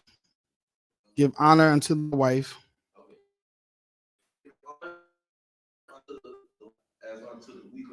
Right, as unto the weaker vessel. Now, a woman, she gets honor as you would give the weaker vessel. Now, again, there's different honors. A vessel is a glass, imagine, right? So, like, let's imagine I got strong drink in this glass, right? Oh, right here. I got this bottle right here, and then the strong drink in here. And in this bottle, I have the chaser, and these are two different vessels. Well, this vessel is a strong vessel, and I expect this vessel to never break and never leak, right? Never break and never leak. And the day that it leaks and breaks, I'm going to throw it away. I'm going to get rid of it. throw it away. But for this vessel, that's a weaker vessel, I don't look at it like if it breaks or if it leaks, I'm going to throw it away. I look at it like if this vessel can make it by the end of the class today, then it is worthy of honor. If it can just make it through the end of class today, if it can make it to tomorrow, because the expectations of how much this is going to take is understood. And if it can make it, then it is worthy of honor because it's a weaker vessel. It doesn't have the honor that this vessel has. If this is a strong vessel. If this leaks, then this is not good. But if this leaks, I will count the time that it took for it to leak. And I'll say, damn, that took longer than it should have took. All right. That lasted a pretty good long time. And your wife, when we understand, when we read these scriptures about a weaker vessel, what you need from a woman is service, That's what you need. You need her to do the things that are not life-threatening, right? Like going to work and bringing the house, like Proverbs prescribes in the Proverbs, right?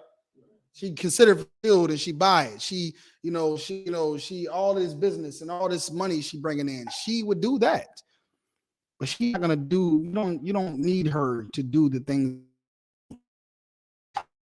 right? Why? Because that is not, that's not her job. Her job is not, why? Because that is not getting shot in Trenton, New Jersey. That's not what that is. That's not her going to Trenton, New Jersey and getting shot. But her husband, brothers are gonna get sent to Trenton, New Jersey. Yeah. You don't care. You know what I mean? You're going to Trenton, New Jersey. You're going there. You're going to Chicago. You're going to Marcy Projects. You're going to Brooklyn. You're going to the east side, west side of San Antonio, wherever is the danger and whether it's rough and life-threatening and people are dangerous and they need you, that's where you're going. Does everyone understand that, right? Again, you're going to Chicago. You're going to Chicago while you bring money into the house and keeps the lights on. You understand? It feeds the kids, enforces your laws in that house and your instructions in that house, right? And sits at home when she's not working and makes sure that the house is beautiful. And you're going to get praise for that. Sisters are going to get praise for that. That's a job. That's a job to do. It's not life-threatening, but it's a very serious job. You're expected to be on the west of San Antonio. It's 3 p.m. Downtown in San Antonio this Saturday at 3 p.m. is where you brothers are expected to be. No matter who died over there at 1 p.m. You understand? Who died over there? That's your job. Go ahead, Doc. So our job being and knowing that we are Israelites and Judahites and all that, our job is to do our job. To stand in the hedge. There's no fun in this. Hey man, listen, brother. I'm sure that brother David, all them tens of thousands he killed, Doc, I'm sure he was out there bloodthirsty, enjoying himself, killing his enemies, Doc. It's joyful to destroy your enemies. It's a pleasure. It's a pleasure, and that's what we go to war for, because we're destroying the enemies who have a hold of our people's minds. We're destroying the enemies, those demons that have a control of our people. That's what we're fighting and going to war with. And the more demons we cast out and the more people we set free from the popular society, the more joyful we're going to know that we're winning against our oppressor. And that's a joy, Ak, and it's fun. And I love going to camp. You understand? Go ahead. When we get the kingdom, we'll be all right. Right. In the kingdom, we're going to see. It's going to be rough for now. You know what I mean? We don't want to get up on Saturdays. You can be sitting down, laying down with your wife at home under that warm thigh. You know what I mean? Up under that warm thigh.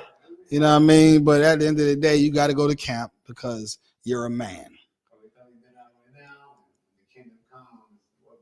We're going to be all right, brother.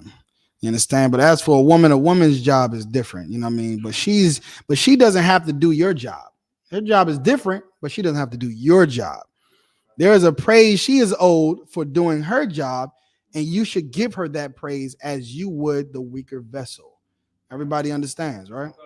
A woman doesn't have to be mighty and strong and never cry and that's all the garbage that they tell a woman in the world.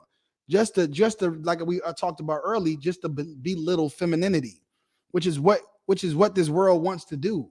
Like this world wants to make femininity weak, but femininity is strong. It is. It's strong. If you're the weaker vessel, it's strong, right?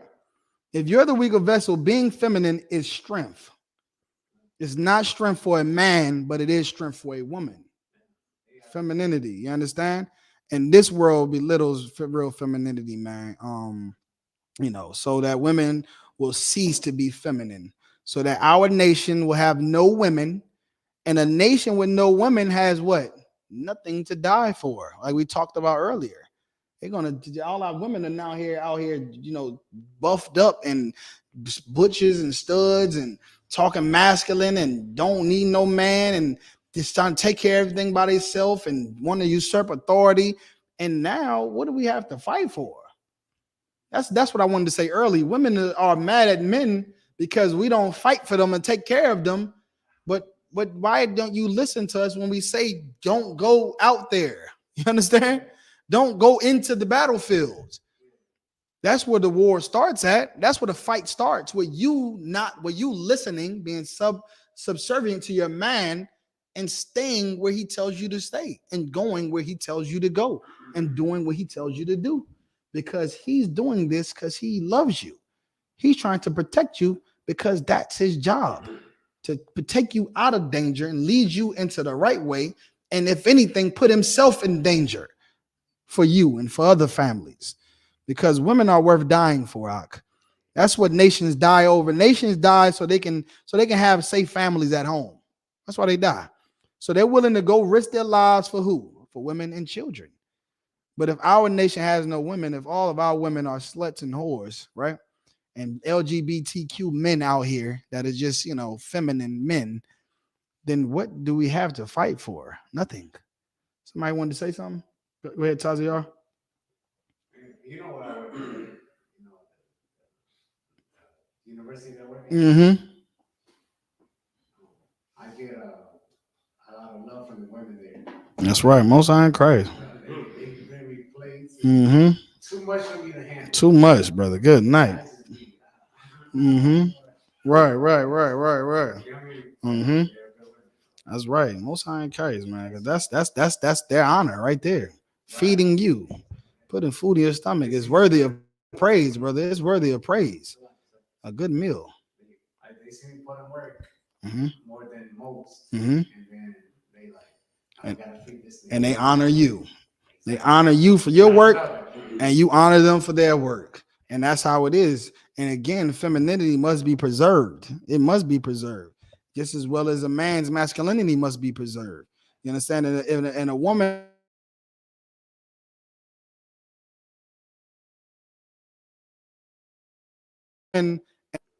praise her for being feminine. Go ahead, Ayala Wan. Kind of going on what you're saying about how women's femininity is a strength. Mm-hmm. It's like I'm going to explain what I mean by that. Go ahead. Our bodies are like the battery, right? We gotta recharge. We gotta sleep at night, get the right amount of sleep, put the right foods in it, so we can, operate. That's right. And you working, you doing it, going to war, doing everything you need to do, and she's doing everything she needs to do. Right. But at the end of the day, when you're with the right woman and she's feminine and has that soft voice that it like recharges you almost instantly. It's like you put your phone on a supercharger, right? And it's in 15 minutes, like just a good 15 minutes, and you got like 50% of your energy back. That's the reason why men get up. That's why we get up in the morning. That's why we get up out of the bed in the morning. I'll try to tell you. Get up to go. That's why in the gym you doing a set, and you see a bro out there, you doing that set on the most. Mm-hmm. You know what I mean? Like, that's why we do it. That's why we suffer. That's exactly why we suffer, brother. You understand? We suffer. This is why we suffer for that. And you should give honor unto the weaker vessel. Go ahead and continue. Sir. And as being heirs together of grace of life, that your prayers be not hindered. Right. And as being heirs together. Now, here's another great myth that our oppressor pushes on us in this society: the battle of the sexes. Right. The battle of the sexes. That comes from Caucasian women and Caucasian men who constantly fight each other. Why? For power. They fight each other for power. That whole feminist movement and this movement and the rights that they set up in the Constitution and all man this and the man that. It's a battle of the sexes, and they fight and they fight and they fight. And at the end of the day, we go and we fight. Why? Because we follow after them. Because if you think about the feminist movement, the biggest push for the feminist movement, well, first you have to understand the feminist movement was white geared. White women geared the feminist movement. But what thrusted it forward was Black and Hispanic women, right? You can look at the women that fight in the white woman's feminist movement is like their pets, their dogs that'll bite and bark, right? That'll bite and bark to make sure that they get the things that they want in that movement. They'll bark and bite and fight for white women to get better jobs and to be superheroes for Marvel, right? And because they fight each other, we think there is a such thing as a battle of the sexes, when that does not exist in our nation. Like I told you, in our culture, we don't behave that way. We don't have a battle of the sexes in a Black, Hispanic, and Native Indian culture. You understand? There's order and there's importance in Black men, Hispanic and Native Indian men, as there's importance in Black and Hispanic and Native Indian women. Ira. And that's crazy how they use our people to push political things like that. I mean, what's better? It's like, right now, if you had an option to pick up, Steve Nash to go run a 2-on-2 against somebody, or pick up Michael Jordan to run a 2-on-2 against somebody, who are you gonna pick up? No. Give him a hand. Give him a hand. This brother right here knows something. This brother knows something right here. He knows I'm the brother. I'm better than Jordan. Nah, but that's what it is, man. We are just better at everything than them. We get the job done. We win the cases for them. We advance their culture. We bring those gold medals back, man. We do that. We bring the trophies home. We win the wars for them. Go ahead, Ira. Meanwhile, they cheating gonna have some dude that's a dude acting to be a girl to go get a competition to win him some gold medal. Yeah, they'll do all of that, brother. They'll put a man in a skirt and say that's Sheila. And meanwhile, that's Sean. That's Sean. You know what I mean? That's Sean. And he said that's Sheila, and he in there outrunning every woman in the world in the race, in the track Olympics. You know what I mean? Just to win. And it's gonna all backfire on them, man. You understand? So at the end of the day, man, we have to, as Blacks, Hispanics, and Native Indians, men, we are not divided at all, is what this scripture is saying right now when it says heirs together. Even you thinking it is falling, even if you think it is, you're falling into a trap. You understand? Of the popular society. There is no difference between men and women. Why? Because we are in hell together. We are in hell together. And guess what? Here's the good news. We are both co-heirs to the kingdom of heaven, is what we're reading about right now. We're in hell together, meaning we are in hell, both of me and you. The hell we arguing about women's rights and Black and men's rights? What about Black people, Hispanics, and Native Indians' rights? We're in hell together. You understand, Ira? And then that's how you know it's like all the with the white man, because you don't see like the white women going to the men's side sports, which is logic. That's right. But you see all the men going to women. That's right. Sports. That's right. It's crazy. That's right. What the brother is saying is heavy. That's their culture. That's not our culture. In our culture, we're both heirs. Read it again. And as being heirs together of the grace of life, Being what? Heirs together. Heirs together. So we're gonna honor her as the weaker vessel and as co-heirs with you, the man, because you both will be blessed together, right? Also, and will inherit the same heaven that we all will inherit for doing well, for obeying the Lord, the Lord our God, right? She's not beneath you. She's not beneath you. She's not, she is your partner, is what she is. She's your partner in hell. She's your partner in hell, and she will be your partner in rulership as well. That's the truth. Her job is different than yours, and your job is different than hers. And how is it that different? How is that anything? How is that any different than any organization? But there's still one. Because whether you're the supervisor at Walmart and I'm the cashier at Walmart, we both work at Walmart. We're both Walmart employees, right? The child's job is different than her job, but their family is still one. All right. Somebody else give me that scripture. I think it's 1 Corinthians where it says the head of the man is Christ. Real quick. Go ahead, copy I'm R. gonna ask, you say like you're pretty much the same person, but really like not. Yeah, we are. We're one body. We're one nation. Whatever happens, if something happens to a black woman, it happened to me. It happened to you. And we should all be affected by it. If something happens to a black man, it has happened to a black woman, and she should be affected by what happens to a black man. No different than if some black child on the news has been shot down by a white cop, I should be offended because that could have been my black child. And I can't sit in my house and be at my dinner table, happy that my child is still here. I have to, as a man, go out and do something so that that danger doesn't come home, that it doesn't beat me to my house. You understand that, right? So at the end of the day, a child is clearly not beneath a mother. And we understand that, even though the head of the man is Christ and the head of the woman is the man and the head of the child is the woman, the child is clearly not beneath the mother. Why? Because the mother is ready to fight and die for the child. So the child in every house is the most important person in the house. So that takes me back full circle about what we talked about before. All this talk about being obedient to the man. The man is obedient to Christ. The woman is obedient to the man. The child is obedient to the woman. But in all of that, the most important person is the child. Because again, us as the leader and me as the master and the head over the woman, to lead her and to tell her what to do and to fight for her and to die for her means that she's important to me. She's more important than me. I'm going to give my life for her. And the same thing for a woman, for a child. The child is running around and that child has to wake up every day and do what their parents tell them to do. They got to wake up every day and do what their mother tells them to do.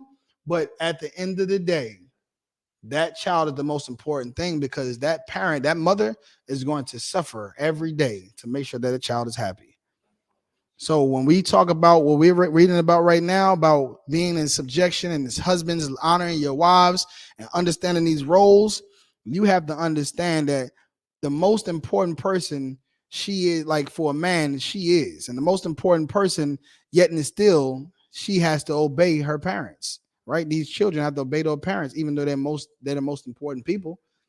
Right? You protect the things that are important. Right? You have something that's precious to you, you protect it. You know if that thing goes out here, it'll be destroyed. So you say, don't go out there. If it does this, that bad things happen. So you say, don't do this. If you put it here, it'll be safe. If it goes here, it'll be safe. If it goes there, nothing will happen to you. And you're giving them those orders and to protect them because you love them, to protect them because they're important to you. And at the bottom of everything is the child, and the child is the most important person in the entire house. So when we think about the key to marriage and how to be subject to your husbands, and how to honor your wife as the weaker vessel, and how to look at her as your partner, and likewise, and how all of you are in order because of importance, starting from the bottom. Because what does the scripture say? The greatest among you shall be your servants. That's what the Bible says, right? The greatest among you shall be your servants. Christ served the men below him. He wasn't the master and he wasn't the most important man in the earth because he was the master. No, the most important people on the earth was the people that he died for, that he gave his own life for, that he went out there and dealt with their problems every day. He suffered every day their struggles and their stiff-neckedness and their stubbornness. Those are the most important people the people that he served. The greatest shall be the greatest of you shall be your servant. Go ahead, Ayura. Yeah, don't worry about it. We're not going to, because it's already after 9. I didn't even realize I should have did a time check. Somebody continue on the scripture where we was at. Verse 8, you want me to- Yeah, is it verse 8? No. Honored is a weaker vessel, and heirs to the kingdom of heaven. Read heirs. Start from heirs. And as we heirs together of grace, And of the grace of life. And the grace of life. What is the grace of life? The kingdom of heaven. The mercy that God gives us all. She's your partner in that. She's a partner in that same heaven, in that same hell, in that same mercy that God gives us and has prepared for us. She's our partner. Go ahead and continue. That your prayers be not hindered. That your prayers be not hindered. All right, I'm gonna end it on this. If you don't do this, if you don't submit to your husband and you don't honor your woman and serve the Most High, so you're not taken by the conversation of women, like women are not able to convince you to do wrong, right? Because you're a real man, then guess what? That your prayers won't be hindered, right? If you don't do this, then the things that you are praying for are being held back because you will not do it. You will not be subservient. You will not be righteous. You will not honor your wife as the weaker vessel, as an heir, as a co-heir. You will not do those things because you won't behave and deal with her according to knowledge, but according to feelings or TV or however you think you should be treating your wife. Men think what makes them a man is, is if they have only one wife in some cases. Just like men think what makes them a man is them having more than one wife. But you can be the man and have no wives, right? You'd be the man if you had chose to have no wife. You'll be the man. Or they'll think that because they don't have money, right? That they now have all of the money that these rappers got, and the race with the top chopped off and all of that they're less of a man. When you have to be a fool to think that. You have to be a fool to think that I don't have the cars, gold teeth, and all that. And when that's not, what you have, then what do you say? Like, oh, I'm not a man. Well, guess what? Everything that they have is not their money either. Have you seen this show called Unsung? Unsung is go look at that. Unsung is everyone we thought was rich when we was a child. Unsung.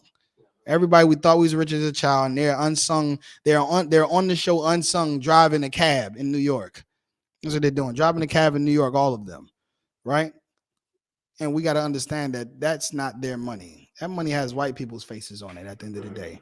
And what you got to understand about money is if money makes you a man, then white people make you a man, right?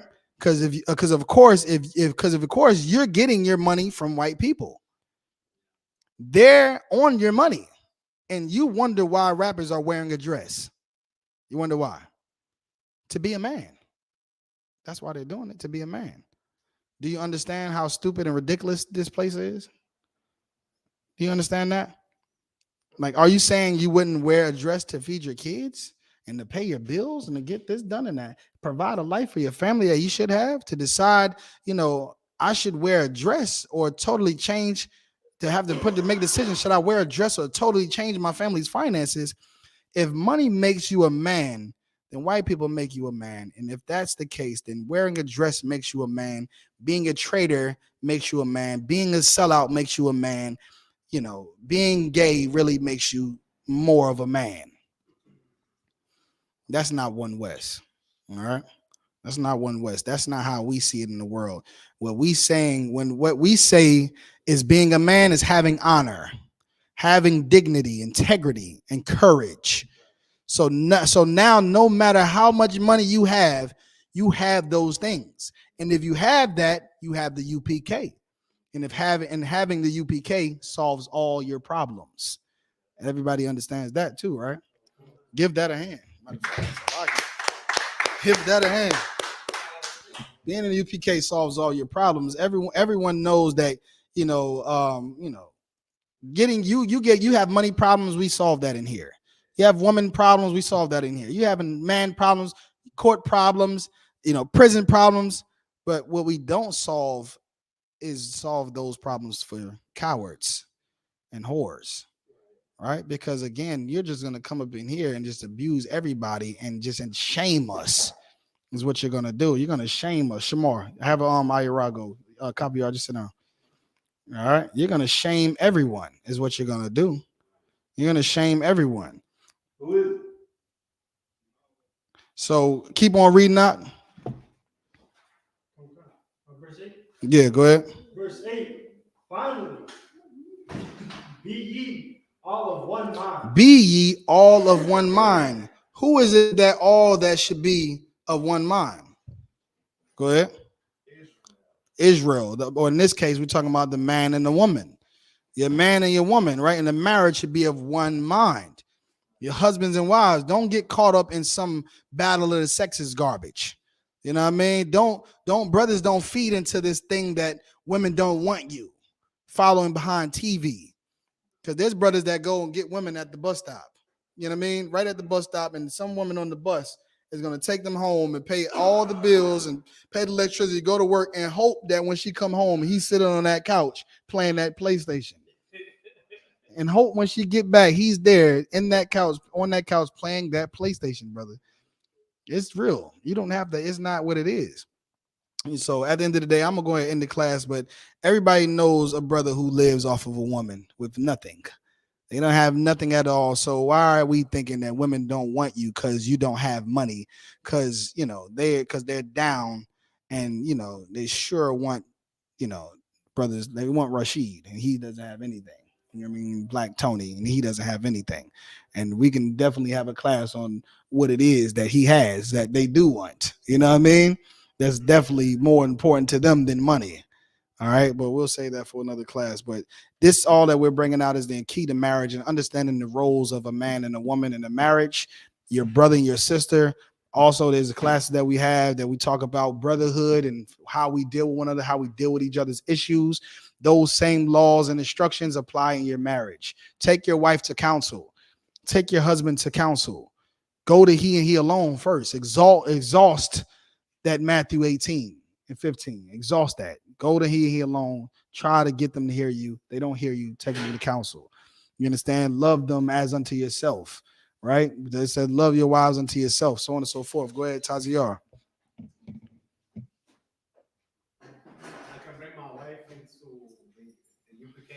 Yeah, absolutely. If it's your wife, bring her in here. Just take her to counsel. Take her to counsel.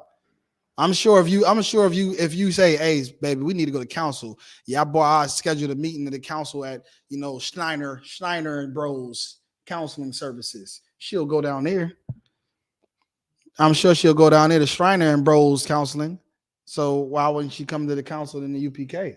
She needs to, and you need to try to get her in here as best as you can. Go ahead. When I do that, it's got to be through you. Yeah, you let me know. I'm the camp leader over your zone, so you'll let me know, and then I'll arrange it for you to have it, and we'll set a date. Well, I'm not going to be the one to hold the council. It's going to be the men. I'm the one who sets up the council. Yeah, I'm the one that sets up the council. You go to me, and then we'll set it up and have a counselor, hear the matter or the issue of your relationship and give counsel or judgment. Go ahead. Nah, we're not going to, because I'm about to end the class out. So if we done with the class, well, you know what I mean? Give them a hand. You know what I mean? For those who know and understand, we know it's a battle, and we know it works, and it makes things change, right? They say prayer makes things change, but really going to counsel and changing your life makes things change, right? Going to counsel and changing your life. So with that, we're going to pass the class over to Trooper Ira. Let's go out. Clap it up. Clap it up. was everything is in here, right? Oh, here go the security announcements. Should be yeah, and then the prayer. Nah, it's cool. Good. This is the ISUPK security announcements. We are the ISUPK straight out of 1 West 125th Street, Harlem, New York. Rule for a new brother and sister. When a new brother or sister comes into the school, they are off limits for 6 months. They are to be saluted only. They are here to shed themselves of the world. If they need transportation, the teacher will arrange it. After 6 months, if a brother or sister has an interest in a particular person, he or she must get permission from the head to speak to a brother or sister. There is another 6 months in which the brother and sister will court each other. After this 6 months period, the brother and sister will get permission from the head to marry. Tithes, which is a commandment. Number 18, verse Salaki. Chapter 18, verse 21. Malachi, chapter 3, verse 8 through 10, means 10 in the Hebrew. Masharah, 10% of every penny of any increase the Lord gives you, give to the Treasury Department or teacher priest fund. Free will offering for priests, not mandatory. Whatsoever amount you would like. Upcoming holifications. How's it? How come the feast of dedication? I think it's the last one, or one of the last ones. Feast of dedication, Hanukkah, the 25th day of the 9th month, by the space of 8 days, Saturday, 17th December 2022, for 8 days. You can find this in 1 Maccabees, chapter 4, verse 52 to 61. Remind Akim and Ottawa to check the bulletin board and the holiday if anyone wants to be a trooper in the school to start wearing all black boots, shirt, pant, headband, and scarf. And that concludes our ISUPK security announcements. All right, everybody in Majim. We're going to do the Lord's Prayer. We're going to start, turn to face the east. Let me see. Oh, yeah, that's right here. We're going to do the Lord's Prayer in the Hebrew. Go ahead, you want to do it? Go ahead. Abanawa. Shabbat Shemayim. Kudash. Hayah. Shemka. Yahweh. Malakah. Taba'ah. Bartazayka. Hayah. Aisha. Barataza. Kawah. Hayah. Bashamayim.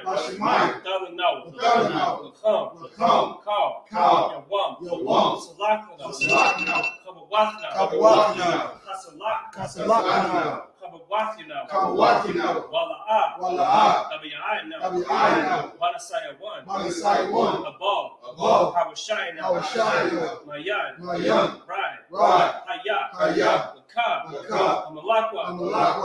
Allah. Watapara. I will love you.